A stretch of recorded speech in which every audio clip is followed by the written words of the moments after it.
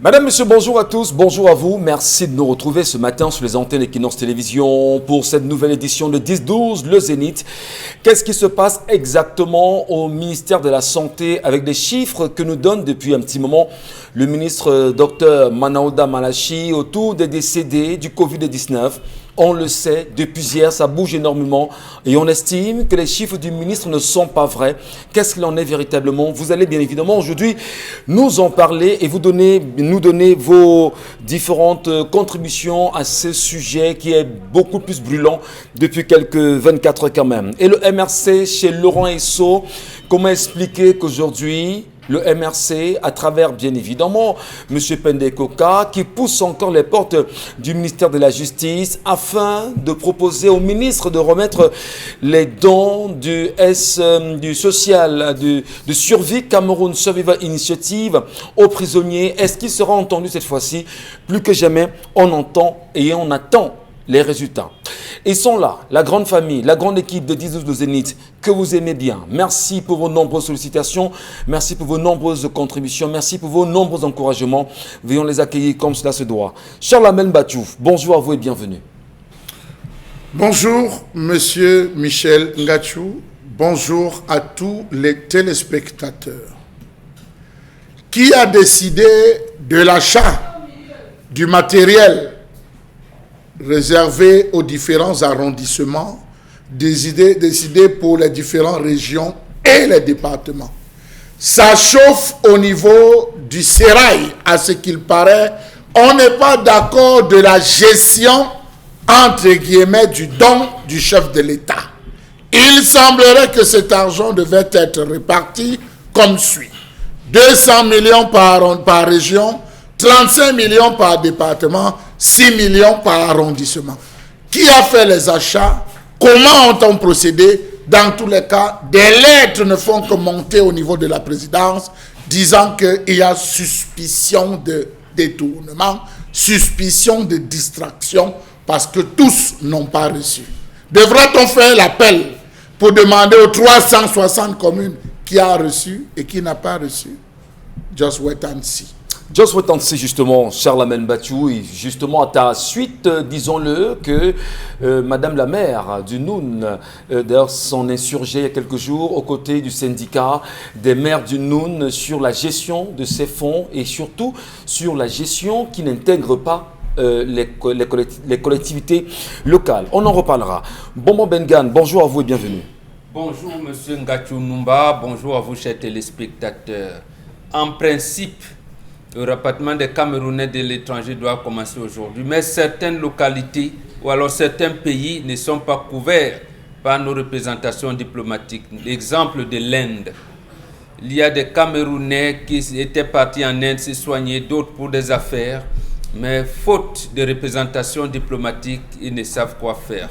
Beaucoup se sont riés vers le ministre des Relations extérieures et il a plutôt demandé à ces Camerounais-là de chercher d'autres Camerounais. Je pense que ce n'est pas la voie, Monsieur Excellence, Monsieur le ministre des Relations extérieures. Il suffit, c'est à vous de sortir un communiqué. Il devrait être diffusé partout pour que ces Camerounais où il n'y a pas de représentation diplomatique, de s'approcher de vos services et à ce moment-là, vous leur indiquerez le lieu, un probable lieu de rassemblement. Et sachant qu'ils sont en détresse, parce qu'il y en a qui ne peuvent plus supporter les frais d'hôtel ou autres, peut-être il faudrait que le week-end-ci, cela soit fait. Merci.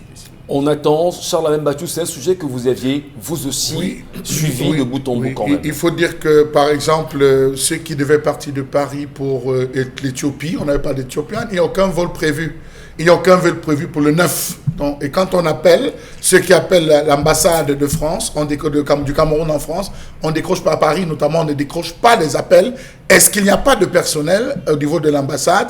Était-ce le fait d'avoir rappelé l'ambassade? Parce qu'on a rappelé en catimini l'ambassadeur de France au Cameroun, on l'a rappelé. Il doit être rentré déjà au Cameroun pour faire, entre guillemets, le concernant. Ça sonne, personne ne prend. Et il n'y a pas de vol prévu pour le 9 d'Éthiopienne.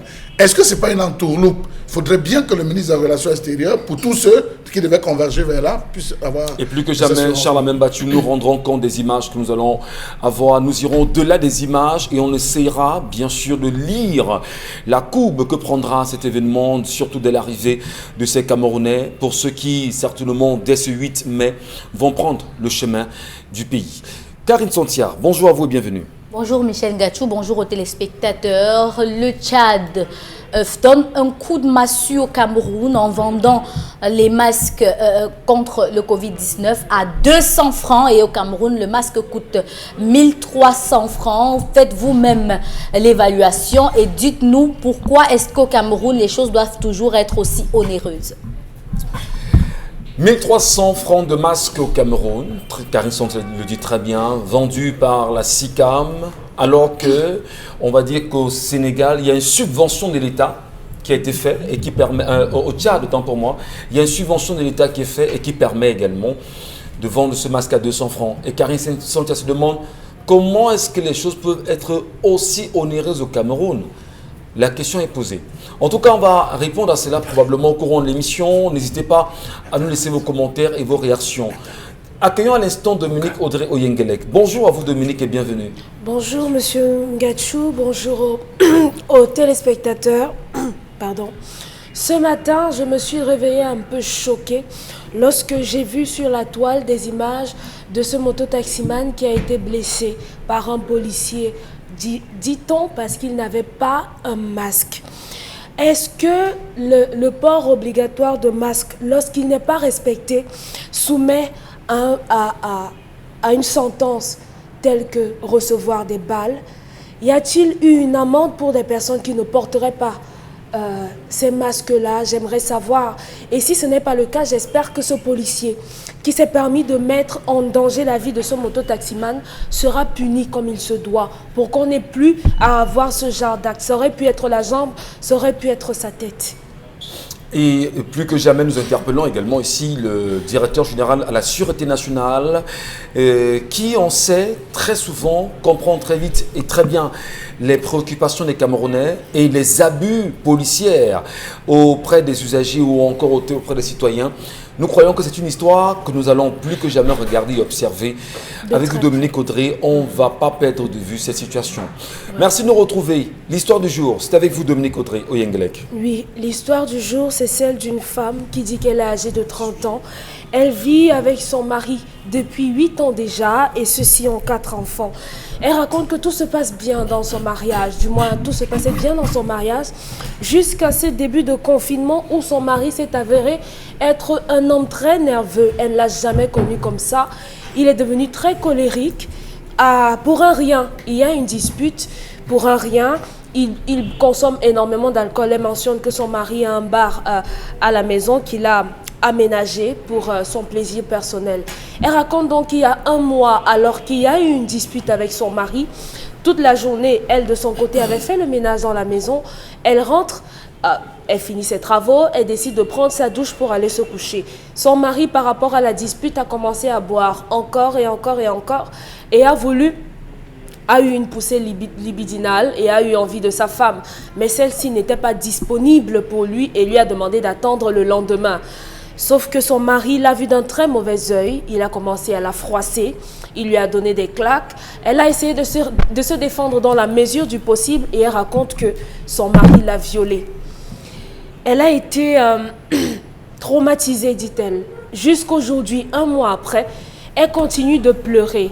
Elle nous dit que malheureusement, elle se retrouve enceinte d'un enfant qu'elle appelle bâtard et aimerait savoir comment le dire à son mari. Est-ce qu'elle doit garder cet enfant-là et comment annoncer à sa famille que l'enfant qu'elle attend est issu d'un viol?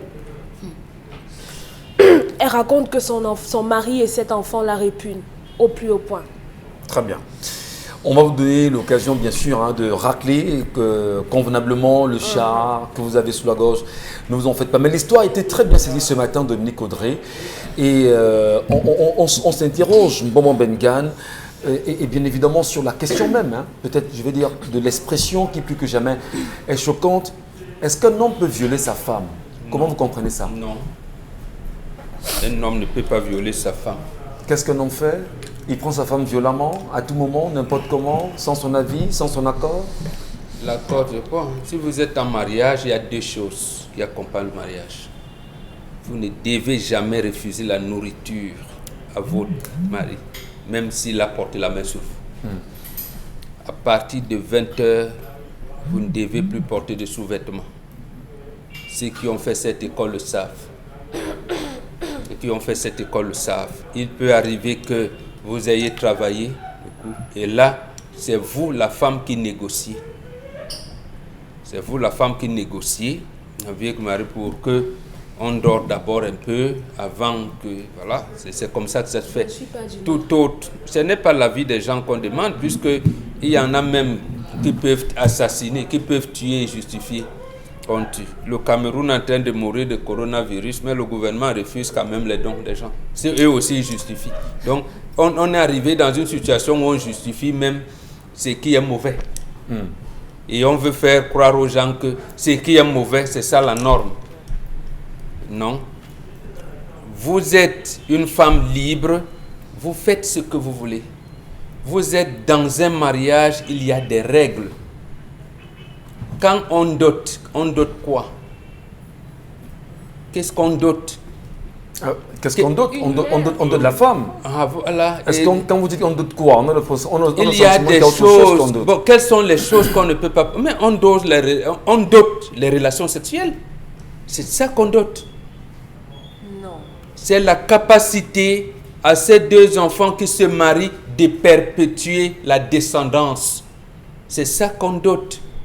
Mais est-ce qu'il faut pas qu'il y ait quand même, hein, lorsque vous allez à votre femme, on ne parlerait peut-être pas de négociation, mais qu'il y ait quand même, que vous entendiez, et vous le savez très bien. L'entente, c'est quoi? L'entente, c'est que madame peut être fatiguée. Elle peut avoir des humeurs, mais à ce moment, c'est elle qui négocie. Ce n'est pas le contraire.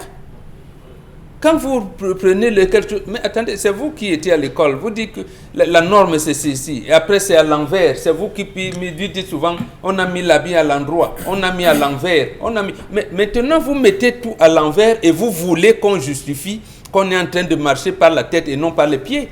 Non, mais attends, c'est pas un exploit. Quand une femme ne sait pas que c'est elle qui doit négocier, ce tournant-là, ça veut dire qu'elle n'est pas faite pour le mariage. Même dans la maison, même ceux qui sont bourgeoises, aristocrates et tout ça que vous voulez, qu'est-ce qu'elle ne permet pas à la bonne de faire? Elle peut même déléguer certains de ses pouvoirs à la femme de ménage. Surtout pas sexuelle. Mais surtout, quand elle recrute... Surtout pas sexuelle, Maman Bengal. Oui, mais c'est ce que j'ai dit. Quand elle recrute la femme de ménage, vous pensez qu'elle regarde quoi? La première idée qui vient en tête, c'est que la femme, si je pense qu'elle ne viendra pas partager mon mari avec moi ici. C'était d'abord ça, parce qu'elle sait qu'elle a été dotée, elle est dans un mariage. Il y a des lignes rouges qu'on ne franchit pas. Puisqu'elle a délégué sa cuisine à cette femme-là. Elle délègue même quelquefois l'éducation de ses enfants à la ménagère. Mais il y a quelque chose qu'elle ne délègue pas.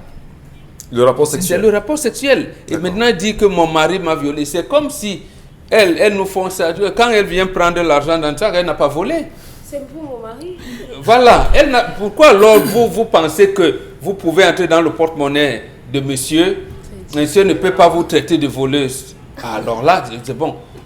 Mais pourquoi? Mais il y a des termes qu'on n'utilise plus quand on est une femme mariée et quand on se considère comme telle. Donc vous dites que ce qu'il faut retenir, c'est que le terme viol n'a pas de place. N'a pas de place là. Maintenant, parce que justement, comme elle n'a pas été éduquée au mariage, elle ne connaît pas le vrai problème. C'est une fausse femme. Une femme, après avoir vécu 6 mois avec son homme, il connaît cet homme jusqu'au détail. C'est vous l'homme qui pouvez vivre 10 ans avec un homme, vous ne la connaissez même pas au 10e. Enfin, l'homme qui vit avec la femme, vous voulez dire. Elles sont mariées, j'ai dit oui. Même ce qu'on vous appelez Djombala. Vous êtes 6 mois avec une femme et vous connaissez au détail. Il y en a même qui réussissent à avoir votre code secret de transfert d'argent. Et vous ne pourrez jamais. Elles font ça. Comme pour dire quoi, l'homme est très faible devant la femme. C'est pour dire qu'ils ont 4 enfants. Ils ont 8 ans. Après ce que j'ai dit, si j'ai bien compris. La femme connaît cet homme. Donc, elle sait que puisque mon mari s'est lancé dans l'alcool, le mari exerce quelle profession? Quel est l'environnement dans la maison, puisque en fait c'est elle qui est censée oxygéner la maison. Et elle se dédouane de tout. Précisément, il y a un problème.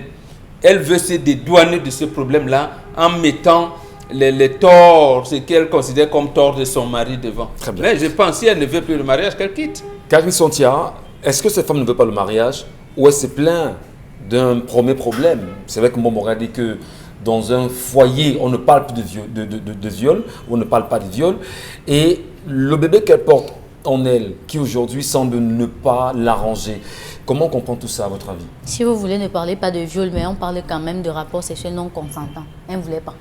Voilà. L'histoire du jour nous enseigne quand même que ce n'est pas parce que vous êtes marié et que vous avez voué votre corps à votre mari que vous arrêtez d'exister. Parce que de toutes les façons, c'est deux chairs qui se sont jointes et il faut respecter la chair de l'autre de toutes les façons. Même quand la chair de l'homme devient celle de la femme et la chair de la femme devient celle de l'homme, il faut respecter la chair de la femme telle que vous respectez la vôtre. Il faut commencer par là. C'est pourquoi, dans cette histoire, l'homme ne respecte pas sa femme et il pense que ce n'est que sa satisfaction sexuelle qui importe. L'histoire est même plus coxée que ça. Cette femme n'a pas bien raconté l'histoire. Il y a 4 enfants à la maison. Comment est-ce qu'il l'a violée et elle n'a pas crié? Dites-vous, demandez-vous. Ne trouve-t-elle pas de plaisir dans ce moment-là? Parce que c'est pas ce qu'elle a dit, de toutes les façons. Oui.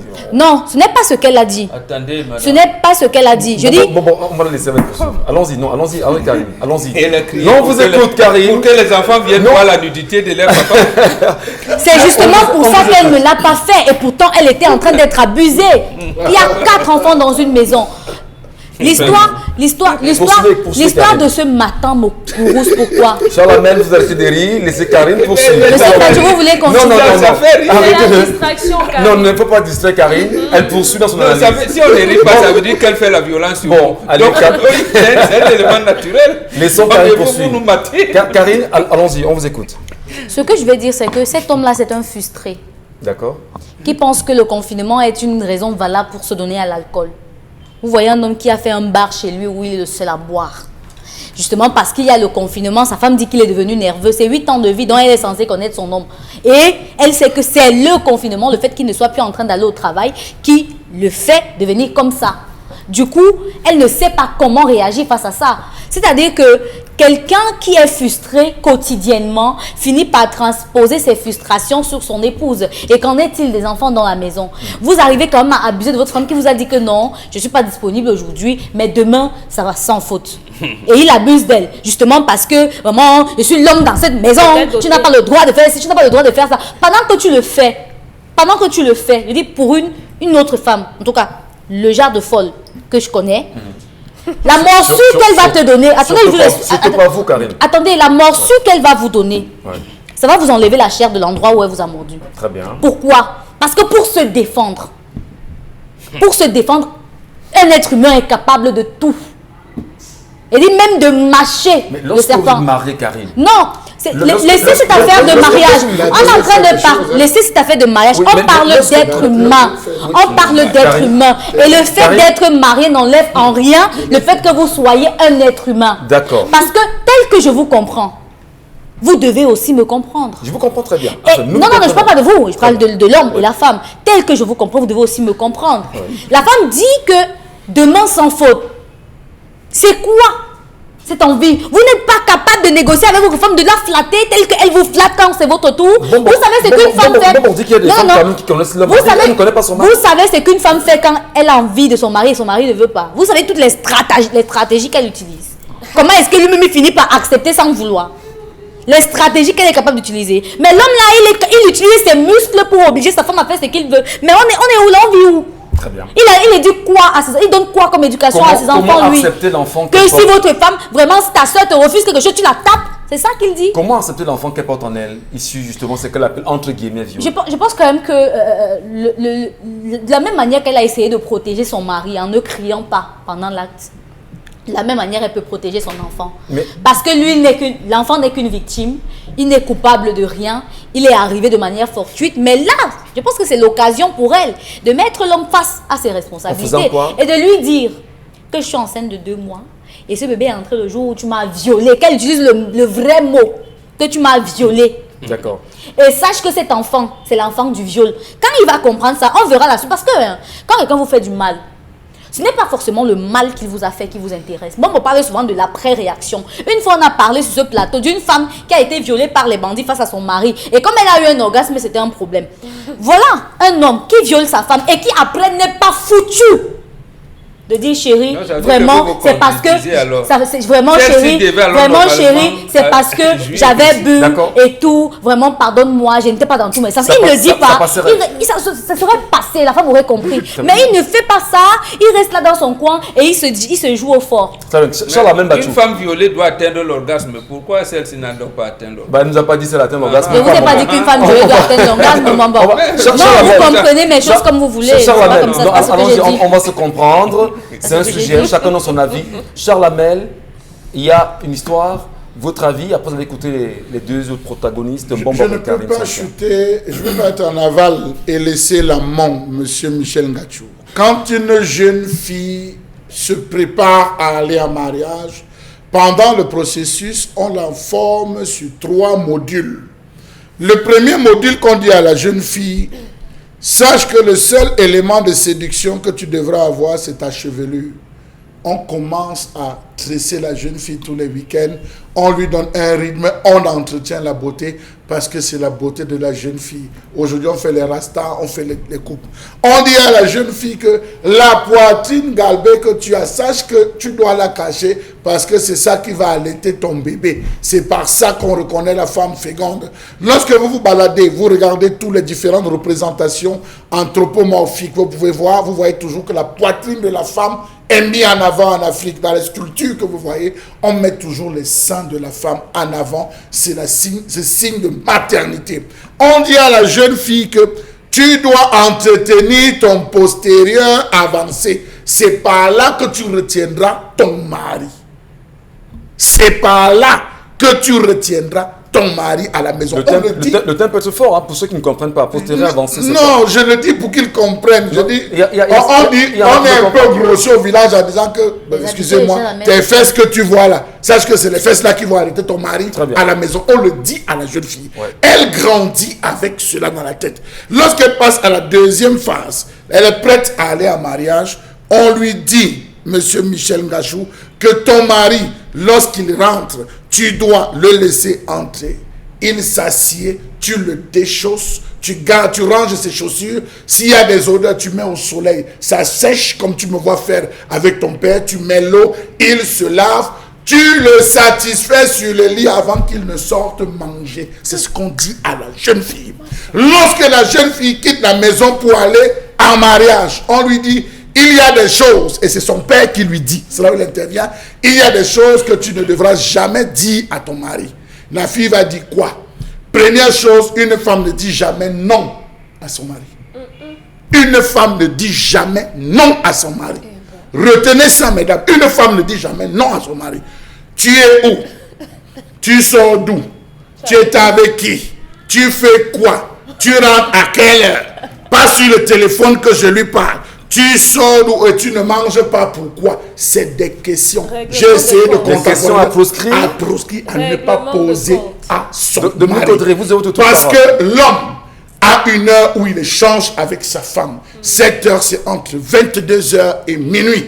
Et il échange pendant le rapport sexuel. Lorsqu'il se couche, il dit à sa femme, tu sais, la journée d'aujourd'hui a été dure, j'ai rencontré tel. Sans le vouloir, une femme qui pose les questions à son mari n'aura jamais de réponse, sinon que des mensonges. C'est l'homme qui, de manière délibérée, informe sa femme. La femme est informée par son mari. Donc, dans cette situation, si on reste dans cette logique, elle a dit non à son mari, c'est une faute grave. On commence par sanctionner son père, le père de la femme. C'est d'abord lui qu'on sanctionne pour n'avoir pas éduqué sa fille. Donc moi, le mari, le matin, quand je sors de là, je n'appelle pas la mère. Si le père vit, j'appelle le père pour dire, mais je viens de vivre quelque chose avec ta fille. Je crois qu'il y a un souci. Le père va ramener... Non, s'il vous plaît, soufflez-moi. Cette femme est tellement éduquée, priez tant que vous voulez.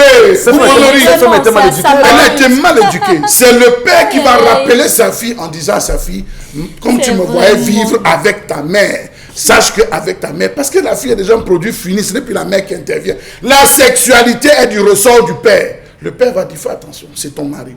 L'homme doit être satisfait. Le père donne des cours à sa fille. Donc ici, le simple fait d'avoir dit non, une femme ne dit jamais non à son mari. Et d'ailleurs, un proverbe bantou va jusqu'à dire que la femme, même dans son sommeil, doit prendre des positions sexuelles. Je dis même dans son sommeil. Je dis, riez comme vous voulez, mais je dis un proverbe que même dans son sommeil, la femme doit prendre des positions sexuelles. Parce qu'à tout moment, l'homme peut désirer sa femme.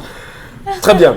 Charles Amem Batumel, je voudrais rapidement finir avec vous sur cette question. Le viol, comment dire, elle porte un enfant. Ça n'existe pas. Elle porte un enfant. Ça n'existe pas. Ça n'existe pas. Très bien. Ça veut dire qu'elle planifie.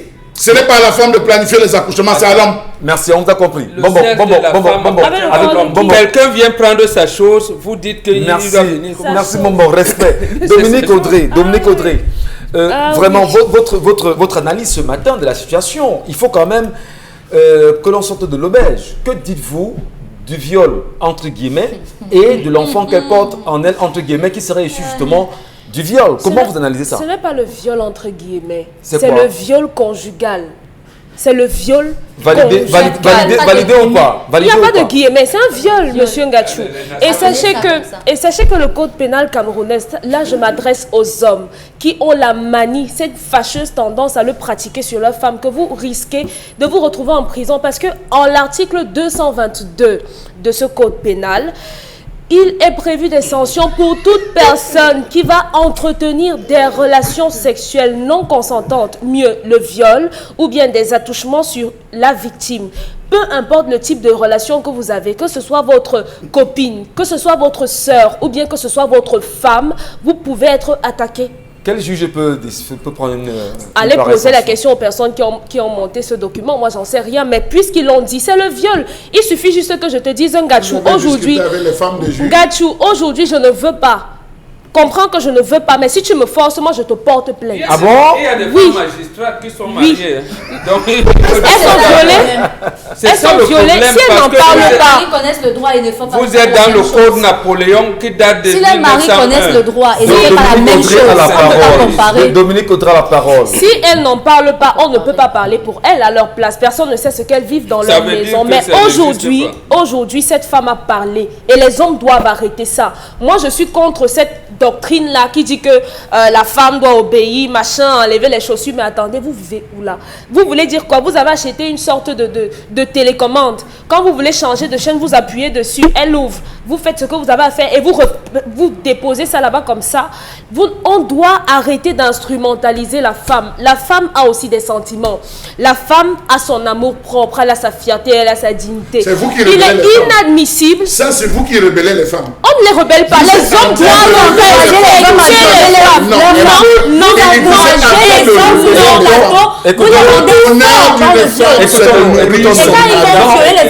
on ne parle pas tous au même moment, on va s'écouter. Charles Amem, vraiment en 15 secondes, vous voulez dire quoi? Qu'est-ce que vous voulez dire à Dominique Audrey? Qu'elle est en train de rebeller les femmes dociles. Le bonheur d'une femme, c'est d'avoir un mari dans la quiétude, qui vit dans la quiétude. La maison ne doit pas être un bunker. Très bien, elle a compris. Ou un champ de bataille. Elle vous a compris. Et c'est ça, en cherchant un partenaire, on trouve des hommes aujourd'hui, des adversaires. Merci. Elle vous a compris. Dominique Audrey, vous poursuivez. Je suis désolée. Dire à son conjoint qu'aujourd'hui, je ne suis pas disposée. Aujourd'hui, je suis fatiguée. Et tu dois attendre demain matin. Ce n'est pas...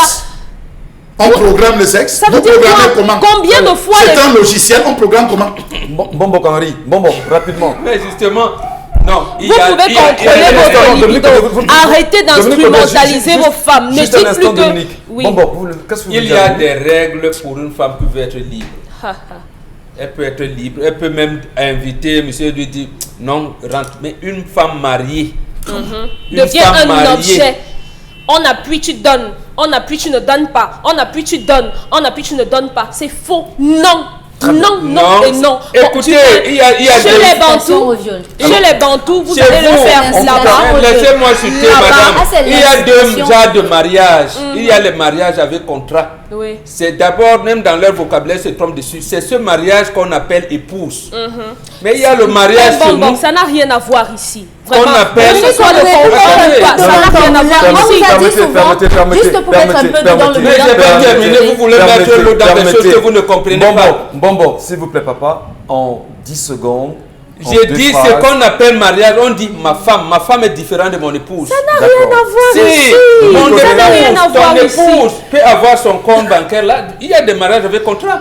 Et là, vous pouvez mettre tout ce que vous voulez dedans. Mais dans ce que tu appelles ma femme, on vous a suivi. Allez, La Dominique Audrey, un instant.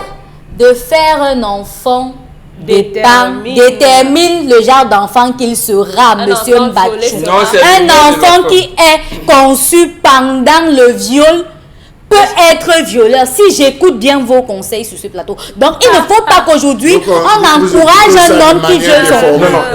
Il n'y a pas de viol au mariage. C'est bon. Dominique Audrey, vraiment 30 secondes, vous chutez. Malheureusement, vous me donnez 30 secondes alors que tout le monde a parlé dans mon temps de Dominique, on vous parole. écoute. Je vais finir en disant que Oui. les femmes, qu'on soit marié avec un bantou entre guillemets, qu'on soit marié sous contrat avec épouse entre guillemets, ou qu'on soit femme entre guillemets, les hommes doivent respecter les femmes. Parce que beaucoup de femmes se heurtent généralement au refus de leurs maris qui sont généralement trop fatigués, trop machin, trop gnani. Elles arrivent à dompter leurs envies ou bien se satisfont. Article à leur 14 du Code de Tombouctou. Tout homme doit respecter la femme, nos mères. Article 14, allez lire. Et cette femme a été respectée. Mais justement, parce qu'elle vit comme vous, elle ne se considère Elle ne vit pas comme femme. nous. Mon chéri, je suis fatiguée, j'ai trop Il n'a pas travaillé. dit. Tu attends commence à dire demain. que mon mari... Et pourquoi n'a pas commencé à contenir son mari quand il a commencé à mettre un bar à la maison? Très bien.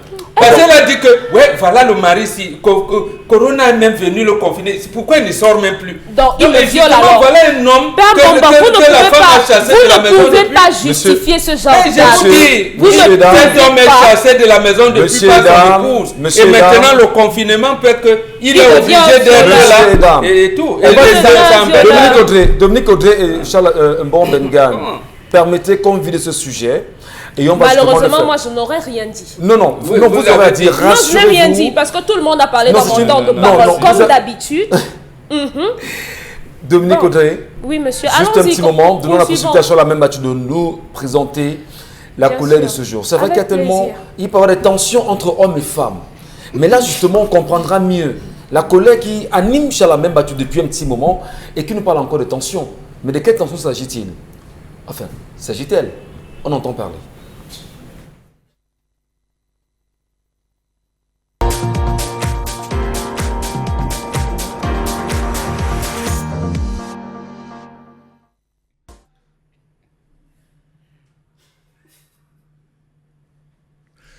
Je m'interroge ce jour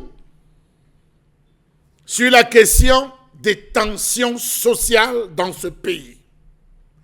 Le Cameroun vit des tensions à n'en plus parler. Depuis le début du corona, de cette pandémie, on vit des tensions à n'en plus compter. Il suffit de voir les micro-baladeurs tendus par les reporters d'Equinox, parole donnée aux populations pour se rendre compte que ce n'est que l'étincelle peut-être qui fera désormais le feu, ce brasier géant, tellement les gens encaissent, ils gardent. Comment comprendre l'ensemble des tensions sociales qui minent ce pays? Mieux, crise sociale. Où va le Cameroun? Quelle est la responsabilité du patronat dans cette guerre de sourds? Quelle est la responsabilité des différentes autorités administratives? Comment en est-on arrivé là? À un homme, les populations sont en colère. Les employés de la mairie se préparent à organiser une grève parce que le maire de la commune est accusé d'avoir distrait les salaires. Les ex-employés de Camwater sont en colère. Ils décident d'organiser une grève parce que ça ne va plus de ce côté. Les commerçants du marché de Bafoussam ont décidé de descendre dans la rue parce qu'on ferme le marché à 16 h. Pourquoi? Les bensikineurs, ça ne va pas. Les employés du Madjeni, ça ne va pas. Les dockers, ça ne va pas. Tout le monde est en colère. Les transporteurs sont en train de crier. Crise sociale quand tu nous tiens. Crise dans les régions anglophones. Revendications post-électorales. Dérive tribale. Grève multiforme. PHP, CDC, Carbap, Campost, Lacantini, Imprimerie nationale, mototaximène, transporteur terrestre, enseignant, Camerco.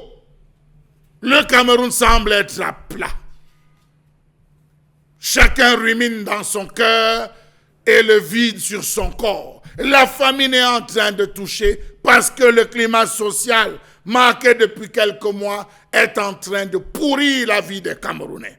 Comment comprendre le fait pour la situation économique de ce pays de se dégrader de plus en plus, entraînant une détérioration constante de la situation sociale? Corruption, chômage, pauvreté, misère, insécurité, coupure d'eau et d'électricité devenue régulière, santé, éducation devenue moins accessible avec le phénomène de Covid, colère des patients dans les hôpitaux, conditions de vie des étudiants qui se sont détériorées, l'avènement de la démocratie elle-même qui n'a pas empêché le régime en place de se maintenir. On se pose des questions. Ça débat sur les plateaux de télévision. Ça divise, que ce soit dans l'église catholique, que ce soit dans les différentes confessions. On se pose des questions. Les Camerounais sont fatigués. Le Cameroun vibre au rythme des populations déplacées. Enlèvement, usines vandalisées, insécurité urbaine, assassinat barbare, sous-développement chronique dans le nord. On va le dire, ça ne va véritablement pas. Comment comprendre les mouvements d'humains organisés ça et là dans ce pays? 28 mois de salaire, d'arrêt de salaire pour X, 12 mois d'arrêt pour Y, 4 mois d'arrêt pour X. On descend dans la rue, on se plaint. Hélas, les revendications sont les mêmes. Non-respect des engagements pris, non-paiement des arrêts de salaire accumulés, paiement des salaires en dents de scie, amélioration de nos conditions de vie, affiliation à X ou à Y. Qu'est-ce qui fait problème? Les dirigeants des structures, les autorités administratives ou l'entrepreneur en chef? Question. Charles Hamel battu ce matin avec cette colère portée sur les tensions sociales, madame, messieurs. On se retourne rapidement vers vous, Mbombo Bengan, avec cette colère que vous avez très bien suivie. Est-ce qu'on peut dire là que Charles Hamel battu vient de brosser de façon simpliste à quelques éléments près, puisqu'il y a peut-être plus grave que ça, un bilan des 38 ans de règne du renouveau? Oui, vous voulez dire qu'il a fait la synthèse. La synthèse. Oui, oui, tout à fait. Exact. C'est exact. Exactement.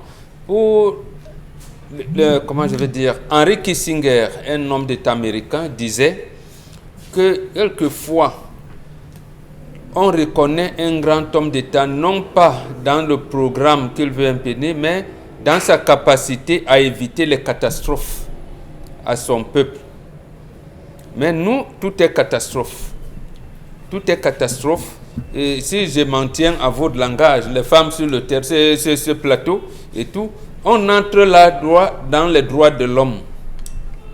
Et si vous lisez le 3e considérant de la Déclaration universelle des droits de l'homme, considérant qu'il est essentiel que les droits de l'homme soient protégés par un régime de droit pour que l'homme ne soit pas contraint, je dis bien contraint, en suprême recours à la révolte contre la tyrannie et l'oppression. C'est ça que nous vivons au Cameroun. Ça veut dire quoi? Mais vous pouvez faire un certain nombre de choses, mais à un moment, il faut quand même laisser les portes de sortie aux gens. Mais ici, on est violent, on vous bloque. Là, ça s'appelle, dans les termes modernes, la dictature. Mais maintenant, si on peut être gentil, on veut utiliser les termes diplomatiques. On va dire le régime est dans l'impasse. L'impasse, ça veut dire qu'il n'arrive pas à trouver les solutions aux problèmes qui se posent. Or, l'orientation première qu'on fait à ce moment-là, c'est de trouver un consensus social. Vous appelez les gens, vous parlez. Mais si vous estimez que vous avez la solution, il faut donc laisser la possibilité au peuple lorsque vous proposez des solutions, de dire ce n'est pas ce que nous voulons.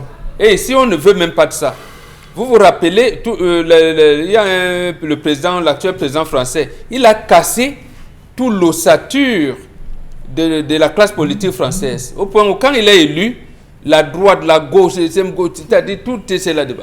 Mais 6 mois après, les Français qui, eux, ils sont dans un environnement où on peut contrôler, on peut dire non. Ils ont dit, monsieur, vous nous avez trompé, partez. Et ça date jusqu'à aujourd'hui. C'est le coronavirus qui est venu, bon, calmer un peu le jeu. Mais lui ont dit 6 mois après, monsieur Macron, vous ne pouvez pas partir. D'accord. Mais ici, chez nous, après 40 ans, vous faites là, on vous dit non, attendez. On attend quoi? Donc, on arrive là, on risque d'aboutir là à une déflagration sociale. Ça risque d'exploser à tout moment. Ça risque d'exploser et il n'y aurait aucun secteur sur qui on va s'appuyer. Regardez même Corona. C'est précisément l'État n'a pas d'argent. Au lieu d'appeler les gens en leur disant voilà un ennemi qui arrive, essayons de voir. Non. Et là, les entreprises souffrent. Tout le monde souffre. Même les Bayam Selam, tout le monde souffre. Très bien. Mais à un moment donné, bon. Je veux reprendre là-dessus, Mbongo Bengan. Je me retourne de vous, Karisson. Une fois quand même, hein, lors d'une conférence de presse avec l'ancien ministre de la Communication, Issa Chirman Bakari, pour ne pas le nommer, à qui une question a été posée et qui, dans une réponse, a dit « Le Cameroun est un pays où on marche sur, je pense bien sûr, la braise ardente et on a le sourire aux dents. » C'est la preuve en même temps que ça chauffe en bas, mais on accepte et on fait avec. Est-ce que c'est une bonne assertion pour mieux comprendre la colère de ce jour, Karine Sontière? L'assertion d'Eva Tanguay. Parce qu'ils savent qu'au moment où ça va brûler, eux, ils pourront trouver un abri. Les autres peuvent mourir comme ils veulent. En tout cas, moi, c'est ce que je comprends. Hein. Vous n'allez pas... Non, ça veut dire qu'on est dans une dictature consensuelle. On est dans une dictature, mais on vous dit non. On nous fait croire que nous faisons partie du système dictatorial. Tout à fait. Ce qui m'inquiète, c'est que nous soyons en pleine crise sanitaire. Et une crise sanitaire qui trouve des problèmes, des crises sociales qui n'ont jamais été réglées. Les dockers au port de Douala, c'est chaque année, sinon chaque 6 mois, qu'ils font des manifestations de colère. L'ANACOM tout récemment, en pleine crise de Covid. Le personnel soignant, Mad Génie tout récemment aussi. Vous voyez que dans notre société, on emmagasine les crises et après le jour où ça va exploser, il n'y aura rien. Hiroshima ne sera rien face à ça. Pourquoi? Parce que chaque citoyen camerounais garde en lui des bribes de la malgouvernance, des bribes de sa souffrance et des bribes de son mécontentement. Soit il a exprimé et ce mécontentement a été refoulé, soit il a enfoui ce mécontentement à l'intérieur de lui et n'a jamais pu les exprimer. Et des deux cas, ça va exploser. Parce que lorsqu'on vous empêche d'exprimer ce pourquoi vous n'êtes pas d'accord, vous finissez toujours par trouver un subterfuge pour vous en sortir. Et lorsque vous avez votre mécontentement dans votre ventre et que vous n'avez jamais pu l'exprimer, le jour où on va prendre une petite aiguille et placer dessus, ça va exploser et tout le monde va être balafré. Cette histoire, aujourd'hui, nous pousse quand même à évaluer le taux de nervosité des Camerounais. J'ai l'impression que nous sommes tous atteints d'hypertension. Pourquoi? Parce qu'il suffit d'un moindre regard un peu mal placé pour qu'un Camerounais vous dise qui vous a accouché, même pourquoi vous êtes venu au monde. Et d'abord que vous n'avez même pas dû venir au monde. On marche tous avec des colères. Et vous voyez que les entreprises publiques ou parapubliques au Cameroun sont les plus présentes dans ces manifestations de crise sociale. Pourquoi? Parce que dans ces entreprises-là, le système n'est pas réglementé. Le fait que l'État ait une main mise dans les actions et même dans les mouvements de l'entreprise fait en sorte que le système managérial de l'entreprise soit biaisé. Et du coup, les employés de back-office sont les plus touchés par toutes les crises. Que ce soit une entreprise qu'on finance à chaque fois, comme peut-être Camerco qui a finalement dit vraiment on peut plus rien faire, il n'y a plus rien à faire. Que ce soit une autre entreprise telle que par exemple ONCPB, vraiment c'est n'importe quoi. Donc vous allez voir que toutes ces entreprises là finissent par exploser du fait que dans le système managérial, ceux qui détiennent les manettes, les grands cadres de l'entreprise sont ceux qui se sucrent au quotidien et ceux qui travaillent en back-office, les porteurs de sacs, les porteurs de sacs de riz et autres qui déplacent les marchandises, les produits dans les entreprises sont ceux qui en souffrent. Ils souffrent de quoi? De pauvreté. Si on vous dit qu'à la CEMRI, les employés là-bas ne sont payés qu'avec du sac de riz, vous allez croire? Ils n'ont pas de salaire. On les paye avec des sacs de riz. C'est pourquoi vous voyez que ces sacs de riz sont revendus pour pouvoir nourrir la famille. Pourquoi? Parce qu'on n'a pas de système managérial qui permet au back-office d'en profiter. Et la faute à qui? Dominique Audrey-Yengrek, Carissimo, ça pose la question, la faute à qui? L'entrepreneur, le grand entrepreneur. On a eu les grandes ambitions, on a eu les grandes réalisations. Comment expliquer qu'en 2020, qu'on soit dans des grandes disparitions? Non, on est dans les grandes opportunités. Bah écoutez, quelle Ce opportunité? qu'on voit, c'est les disparitions. Est-ce qu'on pourra dire véritablement Vous qu'on ne voit voyez des pas les opportunités? photos? Les photos ne Nous vous sommes parlent pas pas? dans les grandes disparitions, à votre avis? Non, est-ce que les photos ne vous parlent pas? Il y a des photos. Qu'est-ce que vous voulez? Je suis de ceux qui pensent que lorsqu'une femme dans un foyer, ou bien les enfants dans un foyer ont dérapé, les comptes, on les demande au père de la maison. Parce qu'après tout, c'est lui qui chapeaute tout le monde. Donc, vous savez désormais qui est le responsable, que ce soit lui ou pas, ça l'engage. C'est lui qui a la responsabilité de porter tout le monde. Moi, je vais m'attarder sur les enseignants, par exemple. Voilà, l'un des corps qui, ma foi, est très mal. On a au Cameroun toutes les occasions pour avoir un court-circuit au niveau, parce qu'on est en hyper haute tension au Cameroun, un peu de partout. On a des enseignants qui sont marginalisés. On a des enseignants qui sont humiliés. On se souvient de la dame sous-préfète, on dit sous-préfète, Oui. qui a giflé un enseignant. On a le cas de l'enseignant battu, la jeune maîtresse qui a été fouettée par le père de son élève. On a l'enseignant qui a été humilié à Esseux, simplement parce qu'il avait prononcé le nom Kamto. On a finalement et malheureusement le jeune Jomi Chakunte qui a été tué. Ça, c'est dans les extrêmes.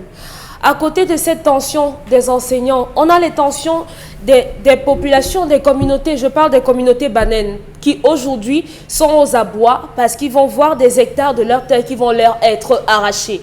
Depuis sensiblement 1960, ils ont été expulsés de cette zone-là pour des raisons du maquis.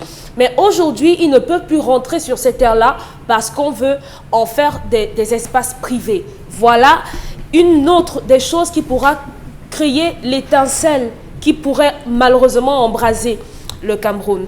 À côté de ça, on a des problèmes au sein de la population qui a un manque criard d'eau. On a vu des enfants qui sont morts dans la région du Nord parce qu'ils allaient chercher de l'eau à boire. On a ce mototaximan qui a reçu une balle parce qu'il ne portait pas de masque. Je crois que on a aussi eu ça récemment dans la région de l'extrême nord. C'est l'ensemble des choses, c'est cet ensemble-là qui peut créer Malheureusement, un choc social. un peu partout, malheureusement, il y a un petit truc qui pourrait être comme une sorte de bûche qui va embraser tout. Et malheureusement, on ne devrait pas en être là. Nos dirigeants ne s'en rendent peut-être pas compte, mais toutes ces tensions sociales ont un impact même sur notre santé. Cela a un impact psychologique sur nous. Aujourd'hui, quand vous êtes dans la rue, les gens sont prompts à se froisser, prompts à se bagarrer. On peut avoir la preuve avec les chauffeurs, les conducteurs. Hein, de moto et de que ça taxi. conduit de moto, de Oui, taxi, les pour un insultes. rien, c'est des insultes en permanence. C'est irrévérencieux. Dans les Même marchés, c'est compliqué. lorsqu'on est sur la toile, aujourd'hui, lorsque vous n'êtes pas de la vie de quelqu'un, on vous taxe, on vous catalogue, vous êtes de telle tribu, vous êtes de tel village, vous êtes de tel parti. Donc, la situation est assez grave. Et maintenant, moi, je me demande, comment est-ce qu'on va faire pour venir à bout de cela? Moi, la préoccupation majeure que j'ai en ce qui concerne l'avenir du Cameroun, c'est ce problème de tribalisme-là, qui est en train de prendre des proportions qui, à mon sens, on aura du mal à gérer. Parce qu'aujourd'hui, c'est le premier argument qu'on va vous balancer sur la figure. Vous n'êtes pas deux et vous êtes deux. Ça, c'est un problème, malheureusement. Et on ne peut pas construire un pays qui se développe comme nos pays frères, je ne veux même pas aller en Occident là-bas, comme les pays qui nous entourent. On ne pourra pas, si on reste avec ces tensions-là. Donc, les personnes qui doivent donner l'eau aux citoyens, donnez-leur de l'eau et vous allez calmer ce problème-là.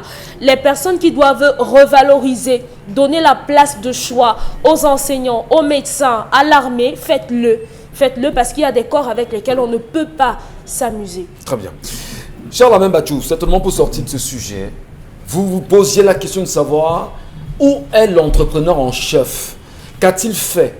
Et maintenant, on se rend compte que justement dans cette synthèse, en 38 ans, bientôt 40, si Dieu le voulant, on est mal parti, on est foutu, on est mal barré.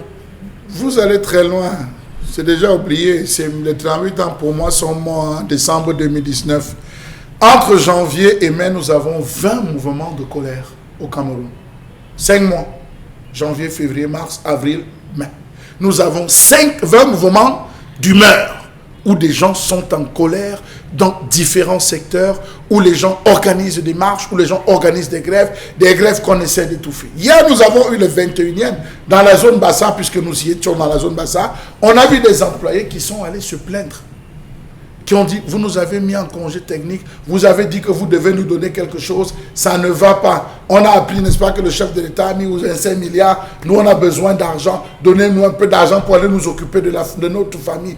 On les a raboués. J'ai dit, dans la zone Bassa, hier. On a dit, revenez demain, revenez après-demain. Dis que c'est un quartier, voilà, parce qu'on peut avoir Bassa. J'ai dit la zone Bassa, la zone industrielle. Je vous parle de la zone industrielle. Bassa, très bien, oui. Je ne vais pas citer le nom de l'entreprise. Ouais. On a dit non, on n'a pas besoin de ça. On va voir comment on va vous gérer d'ici peu. Les gens étaient agglutinés là. Alors, posez-vous la question. Hier encore, on a eu des enseignants qui sont allés rencontrer le ministre, qui voulaient rencontrer le ministre, qui ont été raboués, je vous le dis. Pourquoi? Quand on a pris la décision de dire à tous les enfants, allez au quartier, il n'y a plus école. Est-ce que les différents ministres ont pris la peine de réfléchir sur la rémunération salariale des enseignants? Que non. Il y a des établissements où on ne paye pas. On ne vous paye pas. Est-ce qu'il y a école? Or, on a perçu la totalité de l'enseignant, de la pension, des frais de pension aux enfants. On dit aux enseignants, on ne vous paye pas. Ils sont montés pour rencontrer, on les a raboués au niveau du ministère. Le ministre ne vous reçoit pas. Vous pensez que ces gens qui sont partis de l'Ouest, qui sont partis du littoral, qui sont partis de l'Est en disant, nous sommes plus de 400. Mais qui étouffe ces grèves-là? Vous faites comme si vous oubliez, vous ignorez ce système. On laisse que ça pourrit, après on dit, bon, on va voir comment. On vous donne d'abord 1 mois. On n'était pas au courant, on vous donne 1 mois. Allez un peu réfléchir. Le temps que vous allez 1, 2, 3 mois, vous réfléchissez quand la galère. Voilà comment on vit. Les syndicats ne sont-ils pas pour quelque chose? Monsieur Michel Ngachou, à un moment donné, ça dépasse même le corps syndical, ça les dépasse. Parce qu'aujourd'hui, de manière individuelle, on a vu comment on a géré le syndicat des médecins. On a vu comment on les a gérés. Maintenant, les gars disent, on crée un collectif, on va se plaindre. En tout cas, je vous ai pris simplement 2 cas pour faire 22. On reviendra. Vous le savez, madame, monsieur, depuis hier, c'était la mise en bière de notre sœur, le Florazé. Et hier également, nous avions regardé, nous avons vu des milliers de Camerounais, que ce soit sur les réseaux sociaux, y compris ici à Douala, qui sont venus témoigner de leur affection, de leur amour pour Florazé. Florazé, plus que jamais, était dans nos cœurs. Elle le sera encore. Florazé, plus que jamais, s'est dit, je vais partir un jour dans la vie. Mais quel message je vais laisser au monde?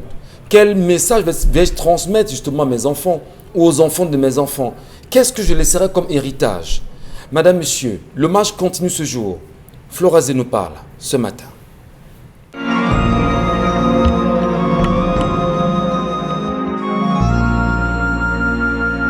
Ma vie sur terre s'achevait. Le temps s'enfuit si vite. Je l'ai trouvée belle la vie. J'aurais encore voulu être avec vous, mais les appels affectueux du Seigneur l'ont voulu ainsi. Je suis partie brusquement sans aucun au revoir. Je resterai apaisée par la présence des paroles rassurantes de ceux qui m'étaient chers. Surtout, restez calme, fort de foi, confiant en Dieu, afin que la lumière brille sans fin. Dans l'esprit, je serai toujours avec vous, comme si ce n'était qu'hier. J'ai tiré les grands enseignements de cette vie, car, malgré les difficultés et les haines, restez toujours souriant. Pardonnez à ceux qui vous offensent, ayez l'amour du prochain. Je me rappelle encore de ce samedi 11 avril 2020, date de la célébration de l'anniversaire des 5 ans de ma fille Anaïs en famille. C'est l'opportunité pour moi de vous dire combien j'ai été comblée d'amour. Et aujourd'hui, je peux me permettre de dire que j'en suis fière. Je ne peux oublier l'histoire d'une vie, l'histoire de ma vie sur terre. La vie a ceci de singulier. On ne sait ni le jour, ni l'heure. Mais juste avant mon dernier souffle, en quelques secondes, les images de tranches de ma vie sur terre ont défilé dans mon subconscient. J'ai revu la jeune fille que j'étais. J'ai même revu les tranches d'images de ma vie professionnelle. Surtout, ces images de mon plus grand combat. Oui, même ici, j'y tiens. Halte à la dépigmentation volontaire de la peau. Oh, quelles belles images, quelle est belle la vie. Très brusquement parti, je ne peux vraiment pas savoir ce qui m'est arrivé.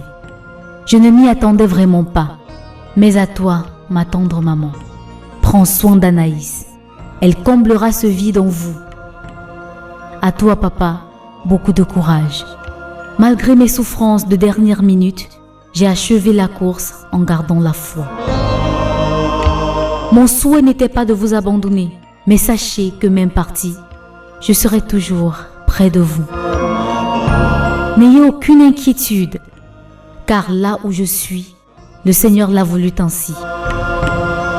Par respect pour lui, je vais vous demander de ne plus pleurer pour toutes les grâces qu'il m'a comblées le long de ma vie. À vous tous, frères, sœurs, parents, amis et collègues, je dis merci. Merci pour tous ces moments passés ensemble. Je vous aime. Blackie, comme vous m'appeliez affectivement.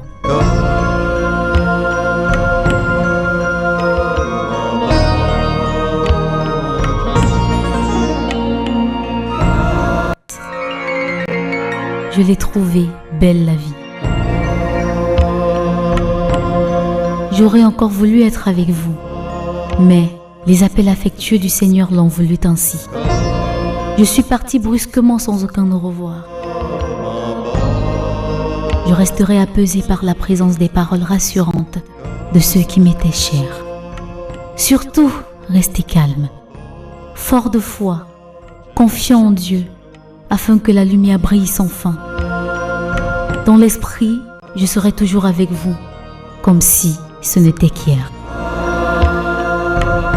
J'ai tiré les grands enseignements de cette vie, car, malgré les difficultés et les haines, restez toujours souriant. Pardonnez à ceux qui vous offensent, ayez l'amour du prochain. Je me rappelle encore de ce samedi 11 avril 2020, date de la célébration de l'anniversaire des 5 ans de ma fille Anaïs en famille. C'est l'opportunité pour moi de vous dire combien j'ai été comblée d'amour. Et aujourd'hui, je peux me permettre de dire que j'en suis fière. Je ne peux oublier l'histoire d'une vie, l'histoire de ma vie sur terre. La vie a ceci de singulier. On ne sait ni le jour, ni l'heure. Mais juste avant mon dernier souffle, en quelques secondes, les images de tranches de ma vie sur terre ont défilé dans mon subconscient. J'ai revu la jeune fille que j'étais. J'ai même revu les tranches d'images de ma vie professionnelle. Surtout, ces images de mon plus grand combat. Oui, même ici, j'y tiens.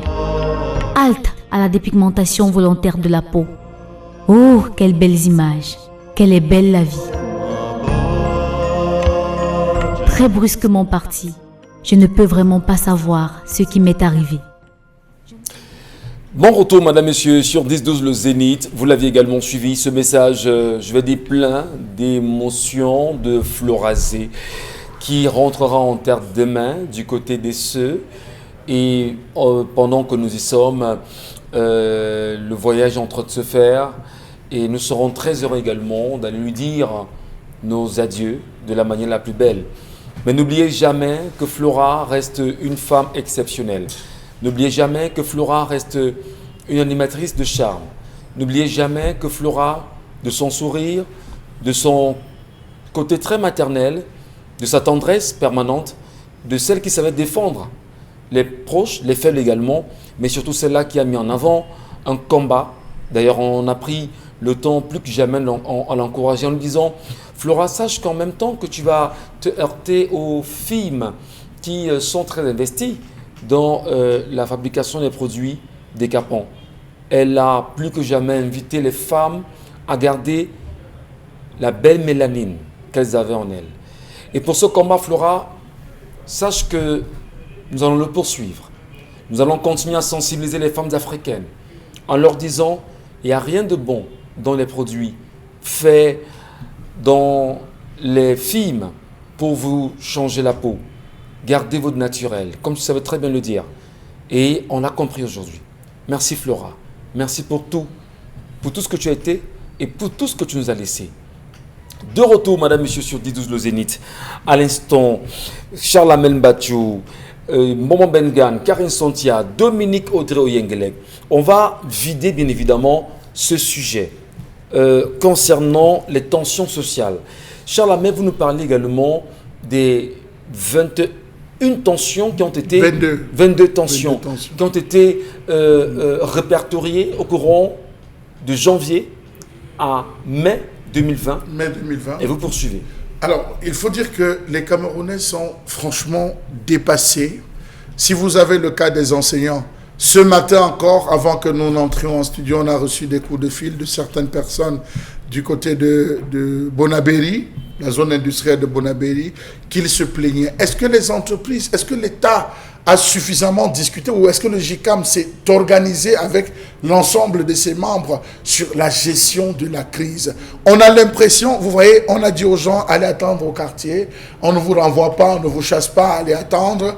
Les gens sont au quartier depuis combien de temps? Qui un mois et demi, beaucoup se sont mis. Mais aujourd'hui, la famine, vous savez, la famine, la gestion, on a des bailleurs qui sortent sur les différents les personnels, on dit, mais les locataires. Les gars, je travaillais, mais la pandémie a fait en sorte qu'on me mette au quartier. Le bailleur dit, je ne vais rien entendre. Moi, je ne peux pas vous compter le nombre de personnes qu'on a jetées hors, pas très loin, je dis qu'on a jeté hors de différents domiciles, parce que les gars n'ont pas réglé. Quand un gars se retrouve comme ça, alors qu'il a un travail normal, mais on l'a mis en congé technique, et que le bailleur le met dehors, vous pensez qu'il va se retourner vers qui? Il n'a pas de famille à Douala. Donc, vous vous rendez compte que les gens sont en colère, les gens sont fâchés, ils gardent toutes ces différentes tensions. S'ils ne les répertorient pas sur leur employeur, ça va être dans la société, ça va être dans la rue. Vous avez les gars du Matgénie qui se préparent à refaire une autre descente, malgré le petit demi-mois qu'on leur a donné, je n'ai pas envie de dire un mois, le demi-mois qu'on leur a donné. Bien avant, ils ont manifesté, donnez-nous nos 11 mois, on va se permettre, on va s'organiser. On a donné demi-mois. Ils ont encore décidé, attendu un mois, ils sont redescendus, on a encore donné demi-mois. Pourquoi gérer le Cameroun et gérer les Camerounais à dose homéopathique? Gérez-les. Si on avait un ministre du Travail qui véritablement faisait son travail, au lieu, il faut le dire, de prendre... non, je n'ai même pas envie de dire tweeter, mais s'il jouait véritablement son rôle, je suis sûr qu'il y aura beaucoup de tensions qu'on aurait pu éviter, qu'on aurait pu esquiver, des tables rondes entre les patrons et les différents employés et les délégués. Il n'en fait pas assez, c'est ça? Il n'en fait même pas du tout. Il n'en fait même pas du tout. On a besoin, je n'ai pas envie de dire en confinement. Vous avez les syndicats au niveau de Camelco, ils sont des personnels qui disent non, c'est trop. Nous, on a décidé de descendre. Vous avez les ex-employés de Camouater qui, depuis qu'on leur avait promis, décident d'être dans la... Vous regardez la somme de ce qui est en train de se préparer au Cameroun. Et on a en face des gens qui disent on ne donne pas. Voilà Camona Télé. Les populations sont déjà en colère par rapport à ce don qu'on refuse de donner. Les gars sont déjà en train de se monter en disant laissez vos guerres des politiques, nous on va avoir les dons, on veut se soigner. Voilà le personnel médical qui est en colère, qui est en train de dire on est en train de mourir par rapport à ce Covid, vous bagarrez pourquoi? Laissez les dons de Maurice Kamto arriver. On dit non, on a réceptionné les dons, on va vous partager les kits, on va vous partager le matériel. Ça tarde, ça prend, c'est comme le don du chef de l'État. Donc voyez-vous jusqu'où les gars se retrouvent. Je vous avais à l'hôpital, un monsieur allé, il a failli avoir du grabuge, je vous le dis à l'hôpital à Kentini hier. À cause de quoi? Des gens sont arrivés, le monsieur avait une infection pulmonaire. Simple infection pulmonaire, c'était la toux. On revient, on analyse, on dit non, ça peut être une forme. Voilà ce qu'on dit, ça peut être une forme rare de Covid. Internez-le. Massa. Le gars dit c'est une scène. J'ai déjà fait je venais juste ici pour rencontrer le spécialiste. Pourquoi on dit monsieur, c'est une forme rare de Covid interne. La famille a commencé à s'opposer. Vous savez, là-bas, on l'a seulement pris pavillon Covid. Donc, regardez jusqu'où. Vous voyez ces tensions, ces personnes qui décèdent. Donc, rien n'est organisé, rien n'est planifié. Comme Barbara dit, c'est la haute répression. Il faudrait qu'on essaie de voir parce que, je vous assure, ça boule là dehors. Il faudrait qu'on essaie de voir. Peut-être c'est ce que vous demandez. Il faudrait que ça change. C'est peut-être mieux de le dire ici. Qui écoute? En tout cas, allons bien évidemment voir avec vous, Karine Santia, que nous disent nos téléspectateurs sur les pages Facebook 10-12 le Zénith et en direct sur Equinox Télévision. Je sais que ce pays est une bombe à retardement.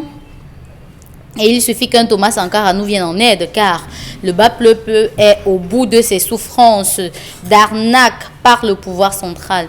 Nous attendons seulement le bouton rouge en espérant que même ceux-là n'iront nulle part, parce que c'est notre 237 à nous. Ernest Albert de Bafoussam.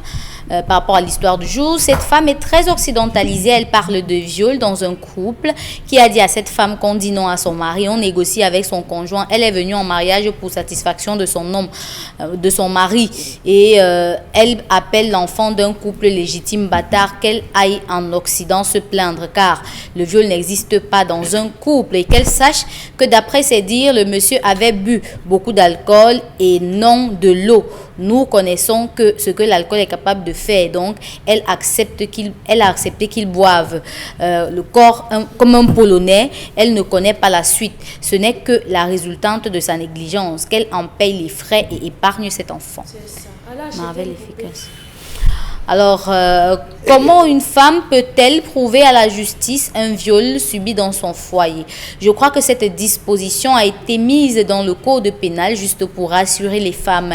Il n'y a pas de viol entre époux, mais les deux doivent autant que faire se peut toujours négocier. L'histoire ne nous dit pas depuis combien de temps elle vit, depuis combien de temps cette femme a privé son mari de sa fleur. Jackie Molière de Bafoussam. Concernant l'histoire du jour, c'est un problème qui n'est pas purement africain, car à l'heure actuelle, dans tous les pays où il y a le confinement, les femmes sont sujettes à ce genre de problème. User de la force à des fins de rapport sexuel, même avec son épouse, est à proscrire. Qu'en est-il lorsque la femme a besoin de son homme et que ce dernier est fatigué? L'enfant est innocent et cette femme doit lui donner tout son amour. Quant à son mari, je pense que la scène s'est déroulée depuis 2 mois, mais ils sont dans la même maison. Ça veut dire qu'avec le temps, ça va passer. Ce n'est sûrement pas la première tension qu'ils vivent depuis 8 ans.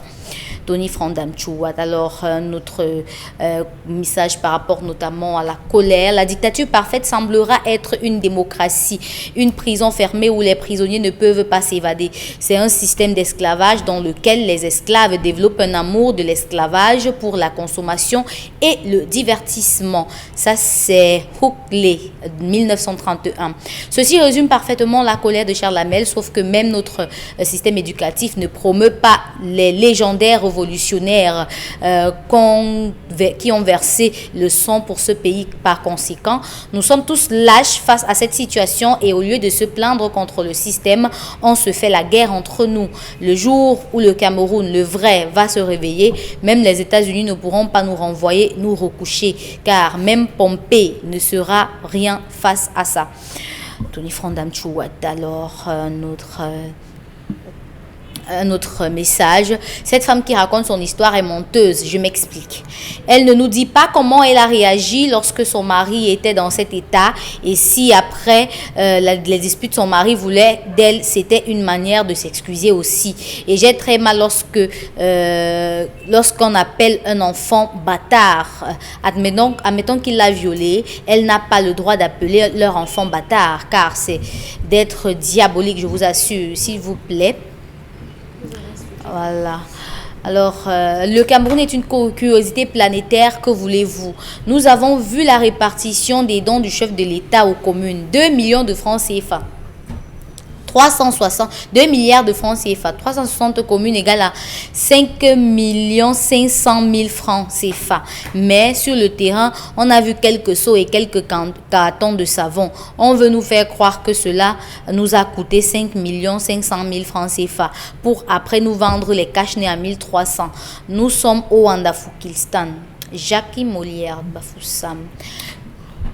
Un autre message. Cette femme, voilà, un autre message. Dieu ne descendra pas du ciel comme il l'a fait autrefois pour nous sauver, ou encore la manne ne nous parviendra plus. Nous avons un peuple amorphe, nous sommes responsables de ce qui nous arrive. Chaque peuple mérite ses dirigeants. Il faut voir le comportement de cette même population pendant les campagnes électorales et après on commence à pleurnicher. Vivons seulement, c'est notre Cameroun. Lorsqu'Alain Djikam dit que nous avons un peuple amorphe, on va le dire certainement qu'au Burkina Faso, on le disait également du pays, mais il a fallu que les femmes se lèvent avec des spatules. Seulement des spatules, et allons demander à Compaoré de libérer, et seulement les spatules ont fait le travail, bien évidemment, au Burkina Faso. Merci, bien évidemment, madame, monsieur, pour vos nombreux messages laissés sur 1012. Le Zénith, c'est la page sur Facebook. Vous avez également un numéro qui s'affiche au bas de l'écran. Vous nous laissez vos nombreux messages. Nous les lisons continuellement, et notamment sur la page 1012, le Zénith. Et vous êtes assez nombreux quand même sur les réseaux sociaux. Il y a des sujets qui gravitent tout le temps autour de vous. Vous n'arrêtez pas de commenter. Et nous, on en prend quelques-uns, oui, que nous exposons ici. Question également de montrer combien il est important de reconstruire ce pays avec vous, de reconstruire les réalités qui sont autour de nous, mais surtout de mieux recadrer ce qu'il y a à recadrer à notre façon, sachant en même temps qu'il y a des dirigeants, il y a des gouvernants, même si beaucoup sont des paresseux qui ne veulent rien faire pour notre pays, nous n'allons pas rester là, ne rien faire. Regardons les réalités et exposons-les. Karine Santia, la revue des réseaux sociaux, c'est maintenant. Alors, dans le cas de la revue des réseaux sociaux, je ne sais pas comment est-ce que je vais intégrer ce que vous venez de dire dans mon argumentaire, mais bon. Quoi, la paresse? Ça va. La paresse? On parle cette fois-ci du ministre de la Santé publique, le docteur Manaouda Malachi, qui sur la toile subit une grande vindicte populaire des internautes qui disent, que le ministre de la Santé donne les mauvais chiffres, ou encore les faux chiffres, ou encore il trompe les Camerounais. Pourquoi? Parce qu'en date du 6 mai, le rapport des décès était plutôt de 108 décès. Mais par contre, hier, le ministre de la Santé a fait un rapport dans lequel il mentionne 90 décès. Est-ce que ce sont les nouveaux décès du 7 mai ou alors est-ce que c'est qu'il y a eu des ressuscités?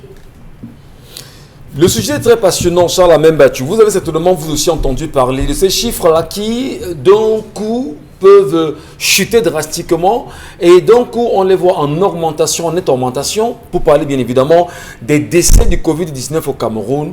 Qu'est-ce qui peut expliquer cette démarche de communication, entre guillemets, je préfère le dire, catastrophique du ministre Manaouda Malachi? Je voudrais d'abord qu'on fasse la différence entre le ministre Santé et Manaouda Malachi. C'est la même personne.